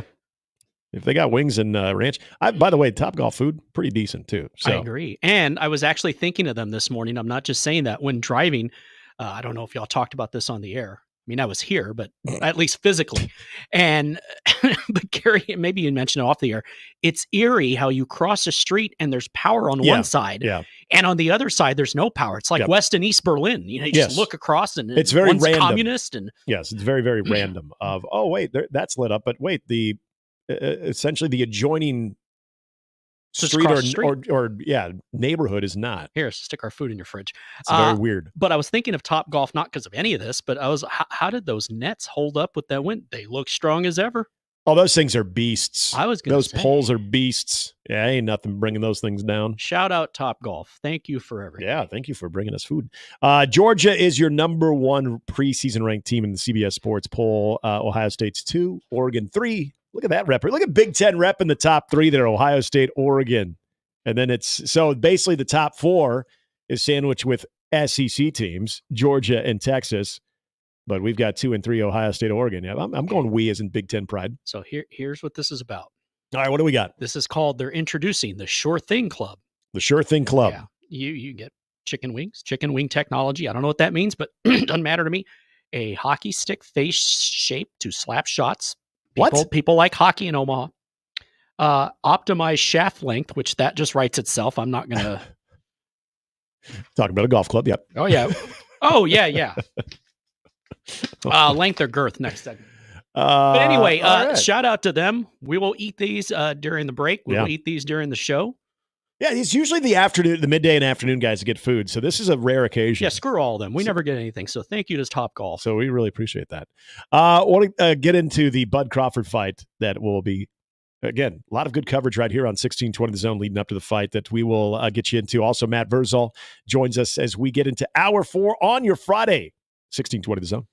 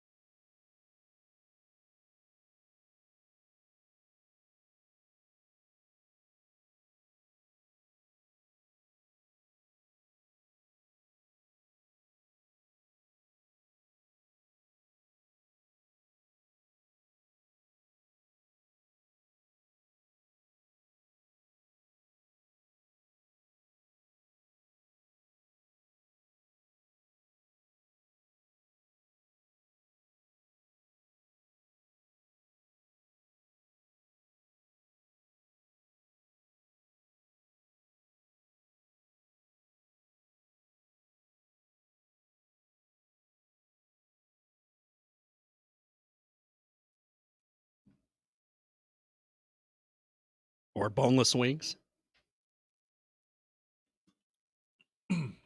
Big thank you to Topgolf. So we are enjoying some wings right now in studio. And I do emphasize enjoying. We are. They're very, very good. And if you are going to Topgolf on Monday, and you should take your entire that's a family. good deal. Yeah, the Topgolf's new club, the Sure Thing, powered by their chicken wing technology. They are celebrating Monday, August 5th. Every bay at Topgolf will receive one free order of boneless wings in the flavor of their choice when they play while supplies last. So if you go by yourself, you can eat them all yourself, or take people there and make them watch you eat them by yourself. Oh, those are good. Those are very good. I was very, very happy about man, that. I cannot thank them enough. If it wasn't for Topgolf, my blood sugar would have declined and I could have died. So they saved my life. They did. They knew. Thank you, Topgolf. They knew. Again, usually these things are, they're more of the midday or the afternoon guys. So how about us getting a little bit of, even though I get it. We're usually in the breakfast time. That's not an excuse. People eat in the morning. But yeah, I'm not above having a few chicken wings. You notice I'll eat peanuts occasionally here. Shout out Mel. I have noticed that. We have tons of them. So, but I do that just to kind of regulate my blood sugar because, I don't want to collapse here. Well, I'm glad you're taking that seriously, as you should. They'll probably just take me out back and shoot me. So you're not a horse, man. I know. It's really messed up. Anyway, thank you to Topgolf. Yeah. We appreciate the early lunch, and we're not just saying that. They are delicious. Yeah, very, very good. So Monday, good day to get out there and get a couple of games in out there and get a free order of wings in your bay. Wacky wingy. Well, I guess Friday. There's really no segue into wings and the fight tomorrow night. I tried. Thought about it. Couldn't really do it. But Bud Crawford fights tomorrow night. Maybe after he beats up the guy, he can have a delicious feast of a king. Yeah. Okay. All right. There we go. And maybe he wants wings. This fight, by the way, is interesting from a standpoint of it's almost like people forget how good Bud Crawford is when it comes to. Many haven't here, though. No, we know. You know how good he is. Bud Crawford, I would say the best way to describe him, or the identity, the label that he has, is the most fierce and best closer, really, that maybe boxing has ever seen pound for pound. He's a technician. He is somebody that it's not that he doesn't get his shots in early on, but he plays the sizing you up game, and then it's just boom. It's over. He is a minus 900 favorite. So 900 to win 100. Enjoy that. But you can get into some of the different prop bets. I know one of the popular ones, I think Gary actually hit on too in the Errol Spence fight, was 3, or I think the over of 2 knockdowns. Yes, I remember that. And he did hit the over because he had 3. We're still waiting for the donuts. But Israel Madrimov is an interesting opponent from the simple fact that he has a lot of amateur experience, but as far as the pro fight game, only 11 bouts. He is undefeated. He's 10-0-1. Now, another interesting element of this one is Bud is going up in weight for the first time. He'll be fighting in the 152, I believe. So there's this, I don't want to say it's a narrative by people that follow boxing really, really close and are saying this, but they're always going to try to make the fight somewhat appetizing because you got to sell. You got to sell the pay-per-view part of this. Come watch Bud kick his ass. I mean, it's kind of the same thing like when I would watch. That's what we would do. When I would watch Mike Tyson I was fights. just going to say Mike. At some point, I understood that it may not go beyond the first round, but there was just something about watching Mike Tyson fight. The power. And, yeah. You knew you were seeing something, as I'm sure as my parents would talk about, my dad would talk about watching Muhammad Ali fight, where you saw something that was just very different, something that was going to be generational. And, that was watching Mike Tyson. Bud Crawford fights are I think, not to get too philosophical on it. That's okay. Go ahead. But his fights are damn near poetic. Like he's an artist. He really is. Because there are middleweights, lightweights that will do this. Where remember the Mayweather-Pacquiao fight, the hugely hyped up Mayweather-Pacquiao fight. Gosh, that was probably over 10 years ago. And I don't mind saying this, and I know even a lot of boxing heads would somewhat agree. That was one of the most boring fights I've ever watched because it was Pacquiao trying to go on the offensive while Mayweather, and this is what he does, goes on the defensive, and he just kind of sneaks in a few jabs, gets some jabs in, but he plays the waiting game, plays the long game, and if it comes down to a decision, chances are he was going to win. That was for a fight that was so hyped up, and thank God there was an NBA playoff game going on too. You'll remember this, and Gary definitely would too. When I was a kid, I mean, you wouldn't remember with me because we didn't know each other yet. Mm-hmm. That would have been weird. But when I was 10, we went to go watch Pernell Whitaker fight Julio Cesar Chavez, no relation, at the Alamo Dome in front of 65,000. I was pumped to go see it. I'd never been to a boxing match before. I saw Rocky V at the theaters. That was the closest thing to it. Oh, sorry. I know. I was 2 when 4 came out. But anyway, it was a draw. Yeah. It was a waste of money. And so I see what you mean. Yeah, it's just there's something though about Bud Crawford fights that even though you may not get that flurry of offense in the early rounds. You like boxing, you enjoy watching the tactician. You get the shots in there. You see exactly what he's doing and his ability, no matter who the opponent, no matter the size, no matter the reach, no matter the different intangibles that on paper could be a concern for Bud Crawford. He's so good in the art of boxing of every facet that none of those things matter. So what I'm hearing and following a little bit of the buildup to this fight with Israel Madrimov is that bigger guy. Again, Bud Crawford's going up in weight class. There's a guy that doesn't seem, and I'm saying Madrimov, not Bud Crawford. We know Bud Crawford, the stage is never too big. But apparently this is another thing of watching Madrimov getting ready for this fight is just seems unflappable in the stage, in this type of fight that he's going up against one of the very best that we've ever seen. Okay, sure, that's interesting. Okay, good for him. I don't think a lot of the fighters that have lost to Bud Crawford were taken back by the moment, or the moment was too big for them. The bottom line is they were not as good of a boxer Bud was better than as Bud Crawford, right? So there is this idea of, hey, the first 3 rounds, because the last time Bud fought was essentially a year ago. Madrimov has been a little bit more active within the year, looked good in his fight in March, that he's a little bit more seasoned. Maybe there could be some rust with Terrence Crawford, but this is the beauty about Terrence Crawford right now is he has now put himself into that category that we don't really worry about that, because when the bell rings, we know he's ready. We know I'm rolling with Bud. Yeah, his strategy, and again, look at the odds, for God's sakes. Okay, you gotta spend $900 to win $100. This, I get it. You've got to push some type of narrative that, well, look out for the first 3 rounds, because if he can make Bud, you never know, UTEP might be able to have a lead. Yeah, might make him uncomfortable, and all of a sudden he's going to have to change strategy. I don't see that happening. I'll watch tomorrow night, as I know a lot of people here will, but I was reading and hearing that of this is what to look for. I ain't buying it.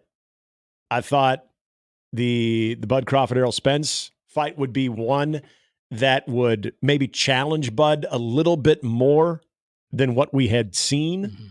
And that thing, I mean, again, it was him toying with the guy, where it was inevitable that it was going to happen. You going to eat him?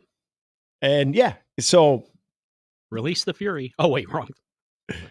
Almost hockey time. Sorry. That is very true. But yeah, I shout out to my drum people at UNO. Oh yeah, the UNO hockey, the Red Army. Oh yeah, those are my people. I don't. Bottom line is, I'm not worried. No, I'm not worried for Terrence Crawford tomorrow night. I think we'll just roll with Bud. I'm sure it'll go well. Maybe the only thing that is intriguing about this is there's less known about Israel Madrimov because he's spent less time as a pro boxer, more so than many that Bud have fought. It's a big opportunity for him. Yeah, a lot of amateur fights under his belt, but as far as an actual pro boxer, yeah, he didn't fight Spider Rico. Oh gosh.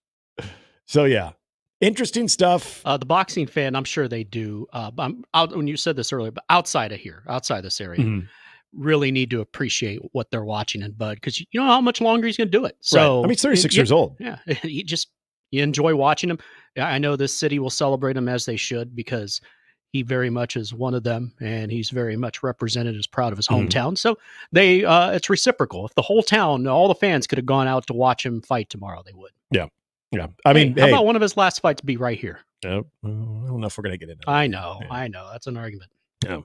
All right, going to talk to Matt Verzal as camp opens in Nebraska. Get his thoughts on that. I wouldn't want to fight him either. Always good camp stories, too. I feel like we probably have told some of them, but I always feel like there's maybe one that was left out. Verz always has more. Yeah, well, and he had his birthday, his big 5-0, it was a reunion of sorts with a lot of some former players. So maybe there were some stories shared that he would mind.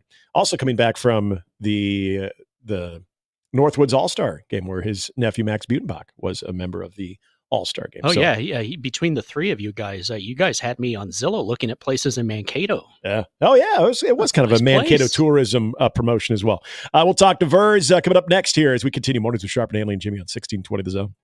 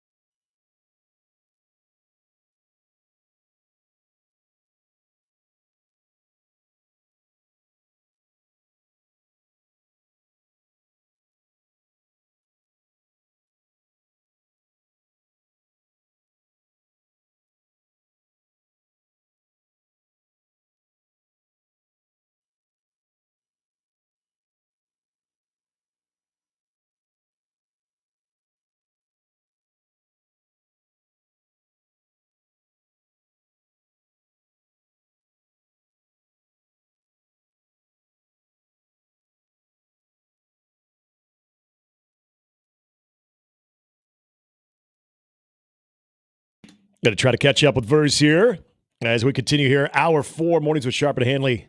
Jimmy on 1620 The Zone. On a feel-good Friday, again, we're hoping for everybody to have their power restored here very shortly. I was just out in the hall not that long ago and heard the Peterman, our good friend Alyssa, are also still without power too. So I had a Diet Coke in her honor. Is she a big Diet Coke fan? Oh, yeah. Oh, okay. I refer to him as an Alyssa. Oh, okay. Yeah. Even at home, I said, "Oh, you know what? I'm tired." So I had an Alyssa at work. There's no sinister meaning to that. I drank a Diet Coke, is what it means. Let's underestimate the official drink of teachers since we were kids. That's true. No, that's actually Diet Coke that's a and good call. coffee breath. Yeah. I'm not judging. We're grown-ups now. We have it too. I get it. Yeah. I completely understand. There was a time that I was offended by coffee breath. Now I'm just like, oh, good for you. Oh, does that come in candle? Yeah, it smells really good. Here, breathe in my face. COVID. I like me some of that. Real quickly, I wanted to get into, and we'll get to some of some tweets and whatnot here in just a moment. But we were talking a little bit earlier about the kickoff rule, or the new look kickoff. And it was brought up, I think it was on Tuesday. I was watching the NFL Network, and they were getting into the odds and ends of it and how it will look. And it's something that is, again, from a special team standpoint, because I think a lot of this had to do with the Hall of Fame induction of a Devin Hester, that the question was posed, will this new kickoff rule allow us to see the return of the kick return specialist? That's a great question. That's a great question because, you're changing an element of the game. And Devin Hester, who was ridiculous, by the way. Devin Hester, you are ridiculous. Jeff Joniak wasn't kidding about that. Yep. It changes the game. But now, I think they'll adapt somehow. But, let's see where it's at the end of the year. It's kind of like what they said about the pitch clock, although that the science behind that continues to develop and be discussed. But, I don't know. I didn't hate it. It was different, but I wasn't like, it looked weird, get off my lawn. Yeah, no, I mean, it looked weird, but I didn't celebrate it either. And be like, hey, can I change this on my video game? No. What you saw last night, and again, a very, very small sample size, is the ability to pick your lane, but you got guys that are going to be having to sustain blocks longer than what you had, as opposed to waves of guys making contact, being able to pick lanes, being able to find where maybe that initial seam, that initial crease was, and then hoping that you could attack that, either make a cutback or just attack an edge. Now it's this big wall that what you're going to have is, depending on which way you're going to angle as a returner. I know I'm getting into the strategy of it. And I never returned a kick in my life. But from what I could tell, and this was mentioned during the broadcast too, and the questions of, will you have more opportunity to attack an edge and just shoot down the sideline because you can get guys that are essentially setting the edge. We talk about that a lot just with regular offense.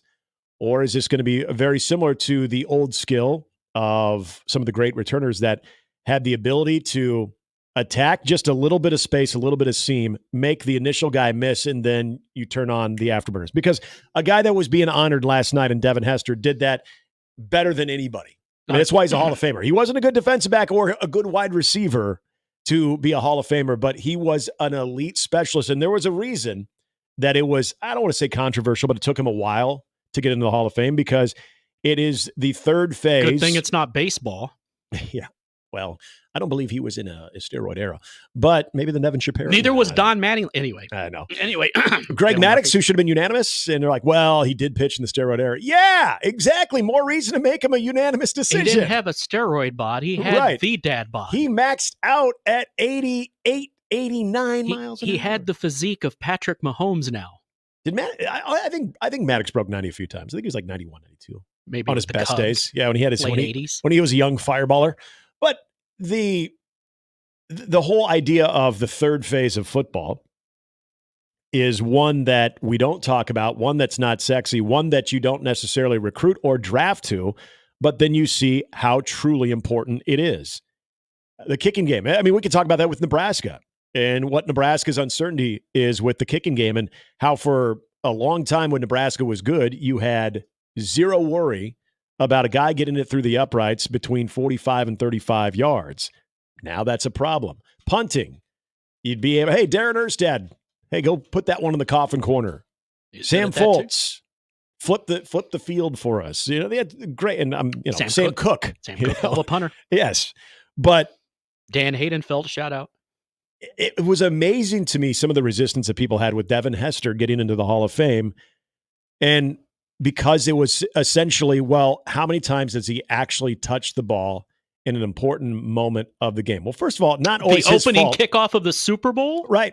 Not his fault that people didn't always kick to him. And the bottom line is not the his fault amount, he had Butterfingers for a quarterback. Well, and not his, well, I guess, yeah, his fault that he wasn't that good of a wide receiver, but he was also defensive back at Miami. So, but what he did is he would have coaches yelling at each other on the sideline because I thought we weren't going to kick to him. We weren't going to. Then yell at your punters. The assignment. Everybody missed the GD assignment. Yes. I mean, and when you did kick to him, it was must-watch television.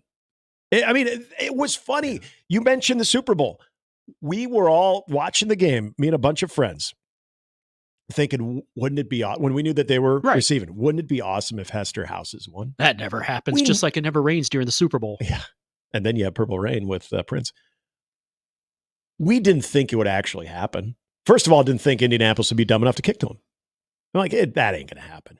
And when, again, made that first guy miss, you're like, oh my God. He's going to do it. And he did it. So it was as automatic as there was when it came to that specialty. So now with this new kickoff rule. What did Rex say? We got good field position for the rest of the game, and he was absolutely correct. Yeah. And when you get to now a spot in the game of pro football, eventually college football, where you have this happening, it does put a little bit more emphasis back into the return game where you can have guys that are extremely special at it.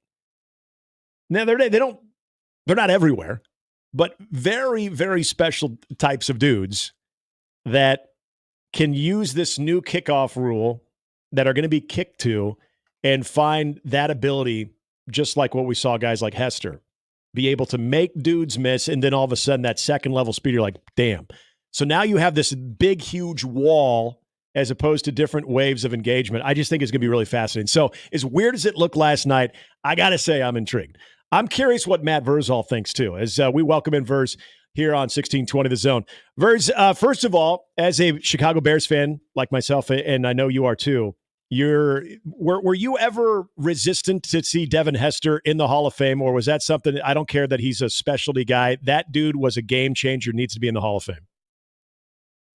Yeah, he should have been in. I mean, I think you said it best. He changed the game. You'll have many a professional special teams coach that said that he was the game plan. Because there were times when Chicago wasn't very good. So it's like, well, if we don't punt or kick off to him, we should be okay. They'll score 0. Yep.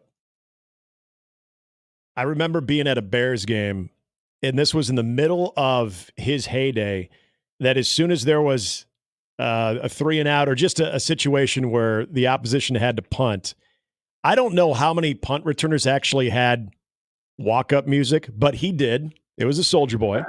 And there would be people that would flip off their sweatshirts and they would all have a Hester jersey, or they would throw their Hester jersey on when he would return a kick and would return a punt. It was such a cool thing. Like, there was just so much rarity of it. And the reason I was bringing it up earlier, Verz, is because of the new kickoff rule that we had a chance to see in the Hall of Fame game last night, that I'm interested if this brings the specialty guy back into play in the NFL game.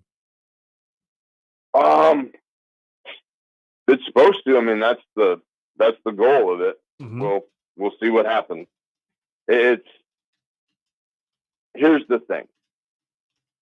When you sign up to play special teams in the NFL, you know what you're signing up for, right? Mm-hmm.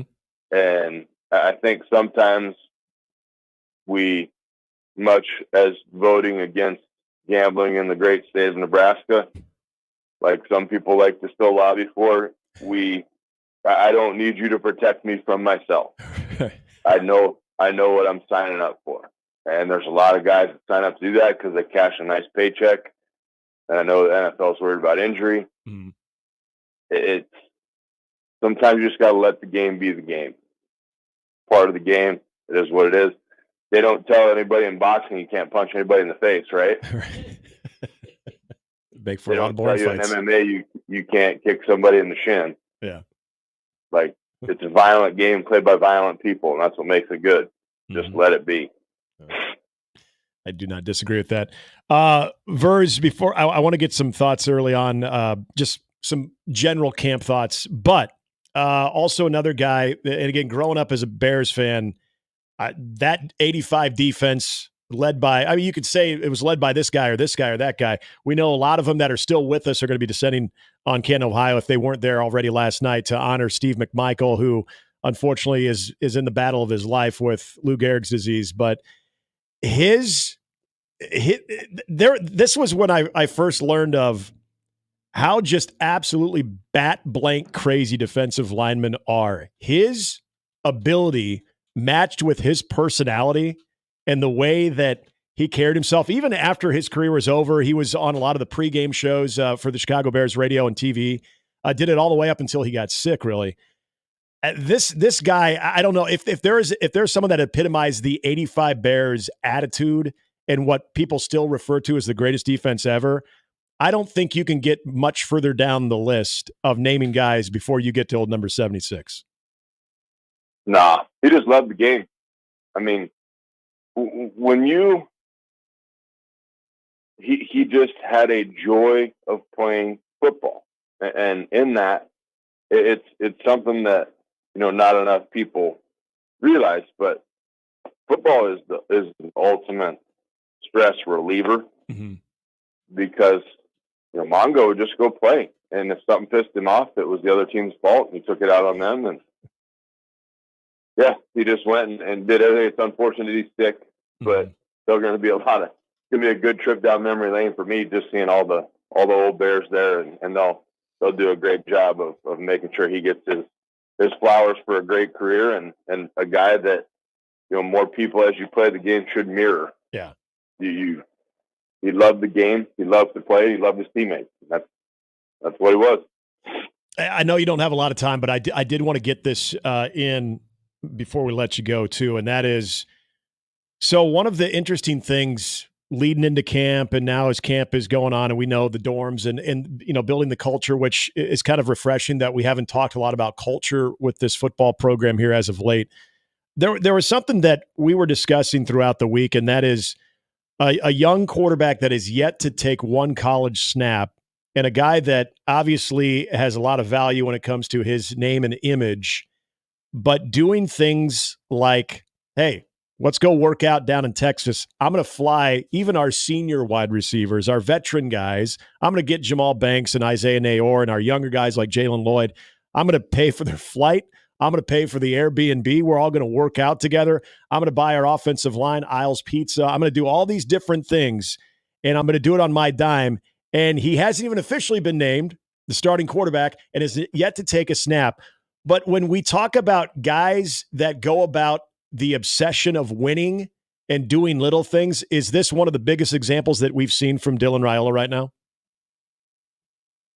Now, the good part is Dylan comes from a football family, right? But the other part is he's got access to capital to do that, NIL or not. Yep. But it's a very huge sign of maturity to me. Now the act of it is awesome, and people will make, oh my gosh, flew them. He's got that ability. He has that. He's got that cachet or that bank account. Yeah. So it's good to see him wanting to have his teammates around him and involved and to do the little things to be great. But for someone so young to grasp it and understand that, hey, we have talent. It's probably just cohesiveness is the one thing. We've talked about it for years. Mm-hmm. At times, Nebraska looked disjointed. Well, now this is something that brings that cohesion together and that family and that whole attitude. Then I'm all for it. You're not going to find many freshmen in college that have that ability. Yeah. Maybe the other one would be a Manning, but that's about it. Yeah. Yeah, it's cool to see. It's cool to see he wants to do that and do those little things to be great. I want to get you out of here on this one. Gary brought this up earlier, and I thought there were two things that were described about him, but also Jamal Banks, who's played at Wake Forest, who's played a lot of college football, who's been around different quarterbacks. When he said, Gary brought this up, so I'm going to give Gary credit. When Jamal Banks said, it's the way he treats us. He didn't say it's the way that we treat him or we accept him, but he talked about Dylan Raiola and talking about one of the things that stood out is the way he treats us. You just don't hear people talk about true freshmen. And I know we're kind of gushing over the things that have happened without him even taking a snap yet. But if there's one element about this offense that really needs to improve, it's the quarterback game. It's that relationship with your pass catchers too. That really stood out. And then hear Marcus Satterfield talk about, and this is something that I know you've mentioned on the show many times, of you need guys that it affects them to lose more than it does to actually win. You need guys that are more pissed off when they win as opposed to being happy pissed off when they lose as opposed to being happy when they win. When Satterfield said he's just obsessed with being good, I immediately thought of that. And so if you've got an element of your offense that needs to improve and you see these things, I know it's easy to get so far ahead into the excitement level, but those things to me, and I defer to you on this because you played the game, those things to me seem to be more than just surface level type stuff. Oh, yeah. Yeah. I mean, the Raiolas want to win. Like that's in their blood. Mm-hmm. Like they do not like losing. So that's genetic. Yeah. And he's got, he's QB. Yeah. And we can say he's not going to be QB1, but he's going to be QB1. Mm-hmm. And so his leadership role and guys like him and the coaches like him, and we're less than 20 days away, I think, from figuring it out. Yeah. So very excited to see it continue on and can't wait for a game. Vers, you guys good with the power and everything? Everything go okay over at Pisons? Yep. We didn't miss a beat. All right. Good to hear. Hey, have a great rest of the week. We appreciate you jumping on, my man. Sounds good, bud. Matt Verzal.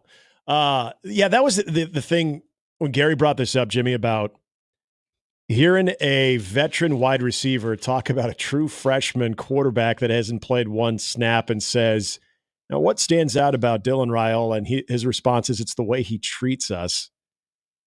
That's usually the other way around where, yeah, we the freshman. Yeah, we treat him like he's one of he's one of our peers or he's an upperclassman, but he's been groomed by a dad who's lived it, went through it. Yep. He's been prepared for this, and so he gets it. And you guys talked about this the other day, and that it's not even just dad; it's uncle, it's everybody. Like everybody is very much lockstep. I'm talking about the Raiolas and what they need to do. So it makes no surprise that right away and it's great because it makes him feel. Obviously, Dylan's done the work, but it makes him feel, okay, I really do like this place. I made the right decision. And you get that, and you'll hear from him today, and it'll be more of that. And no, I think it's great. And also, if anybody bought me Isles Pizza, I'd be your best friend too. I think it might be Pisons as well. I'd be very, very happy. Actually, about that's that. A great idea. I do love me some Pisons. Dylan should take the team to Pisons. We know a guy. And it's somebody they should know. Sure. Dylan either knows him or dad knows him, so it's Tell all some good. Stories, yeah. Have a little buzz. I think that, and good point by the way. Good reminder that all three quarterbacks, Heiner Carberg, I think actually all four. I don't know if Jalen Gramstad is talking, but I know Danny Kalen, Heiner Carberg, and Dylan Raiola will be talking to the media today. Shout out Heinrich. They're letting him talk. Previous administration didn't even let him sit on meetings. I know. Oh gosh. It's all right. He's going to have the last laugh when he finishes this year in a bowl game. as part of the team. I point. mean, I'm not Good saying point. Dylan's not going to be playing, but when they, because yeah. they'll go 8-4 this year, win the bowl game, finish 9-4. He'll be involved. Yeah. There's no question. Heinrich Haarberg will be involved. He will have a role on this team. Haarberg does? Wow. I still think that there is and again, goes back to what's behind Heinrich, between not having to jeopardize a redshirt out of Danny Kalen. This is where the Jalen Gramstead factor is going to be one to watch, that at least he could be a competent guy to come in if something ever happens, so you can let Heinrich loose a little bit if you need to. But there's a part of this whole conversation around Dylan Raiola that I, even at times myself, I have to stop short and say, all right, let's let the kid breathe a little bit. Parcells would say, let's not put him in Canton just yet. Right. But those little things, and he's going to be good. Let's call it what it is. It's just going to be good. I just know if I'm on any type of team, any type of sport, and there is this much ballyhooed kid, the credentials coming in, the fact that he was at a lower level, high school football, and he's coming up to play big boy football in college, and everything is being, the flowers are being thrown at his feet. They don't just give 5 everyone. stars to anybody. Right. Aren't you always like, all right, let's see what the kid has. Let's see what this kid's all about. So many articles. I mean, the fanfare, the kid's going to show us the arm. The kid's going to come in with a little swag. He's going to have to earn that. Throw the ball, genius. I mean, it seems like he's been there for several years. The way he carries himself, but not just the way he carries himself, but the way his teammates interact with him. Like he's been their teammate for more than 2 seasons. Here's your philosophical, because you apologize for being that way. In life, sometimes we end up where we're supposed to be. He was committed to Georgia, and people, and on this show, you guys talked about how you play the bounce back and all the right things, and that's absolutely correct. But in the end, he ended up where he was destined to be, legacy name, but he's not coming in saying, hey, my name's Raiola, I'm entitled. No, he's one of the guys. He's one of the guys on the team, and good. People should sit back and enjoy that. If they're healthy, it'll be a really, really fun season. I really believe that. Excited to hear what all of them have to say today. Quarterbacks will speak after camp, which is going to be wrapping up here in just about an hour. We'll come back. We'll wrap up the week of shows and get you ready for the Connor Happer Show as we continue here on 1620 The Zone.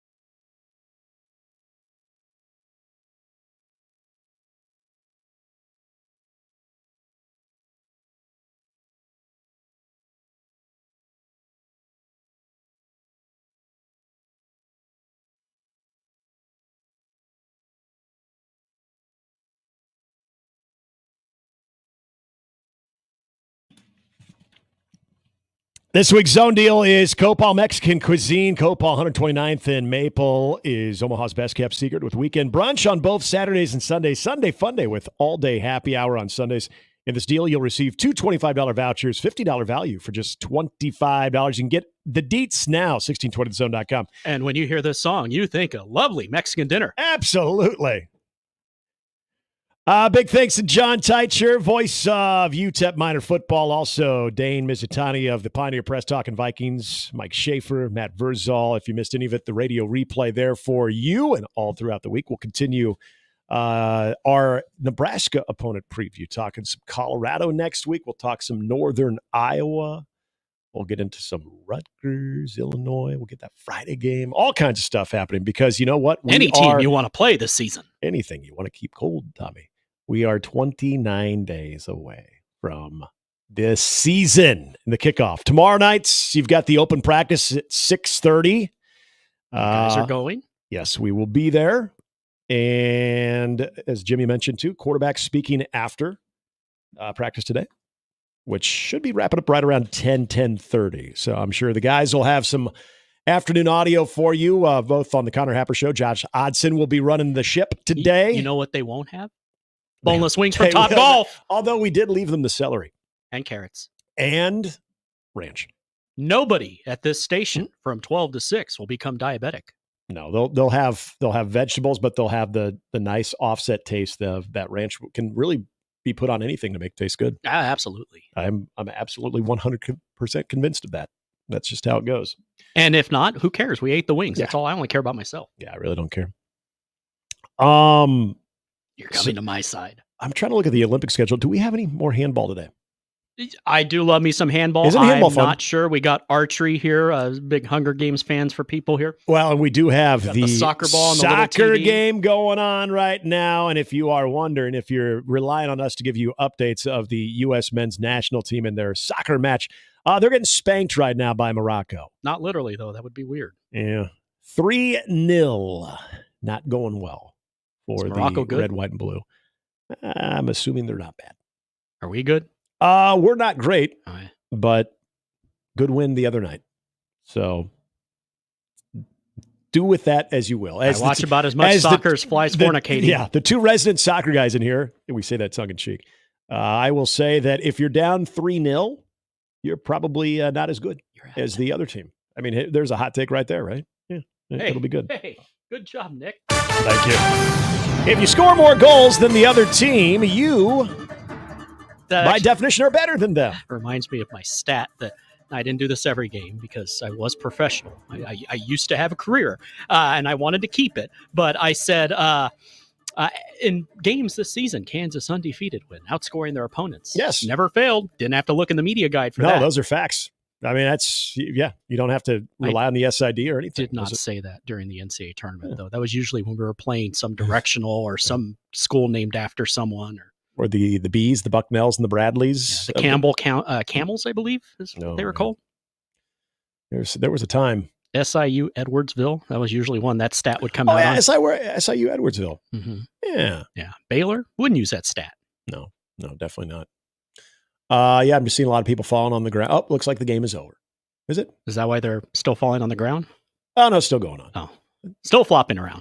Just like a dead fish. It'll be wrapping up here very, very soon. But handball, I will look that up for you and let you know. Oh, no, it's over. Morocco wins 3-0 over the United States. Boo. Handball. Handball's awesome. If you're not, they lost 4-0. Holy smokes, we missed the last goal. That's a blow. Yes, handball. Good. Today, going on right now in half number 2. The Germans and the Spaniards are tied at 21. France has defeated Argentina 28-21. It's good stuff. Denmark defeated Argentina. Oh, wait, that was yesterday. We don't care about yesterday. Other games in handball today. Sweden defeats Croatia 38-27. And a real barn burner between Denmark and Hungary, with Denmark defeating Hungary 28-25. There you go. That's in men's handball. In women's, completed nothing today. So, yeah. All right. But you can go home. You watch your handball. Yeah, watch the handball. I don't know why anyone would watch anything other than the Gold Zone, because it is just terrific. Make a weekend of it. Just terrific. Just great. We'll be back with you on Monday. Appreciate you tuning in. For Jimmy, for Gary, I'm Nick. You've been listening to Mornings with Sharp and Handley on 16.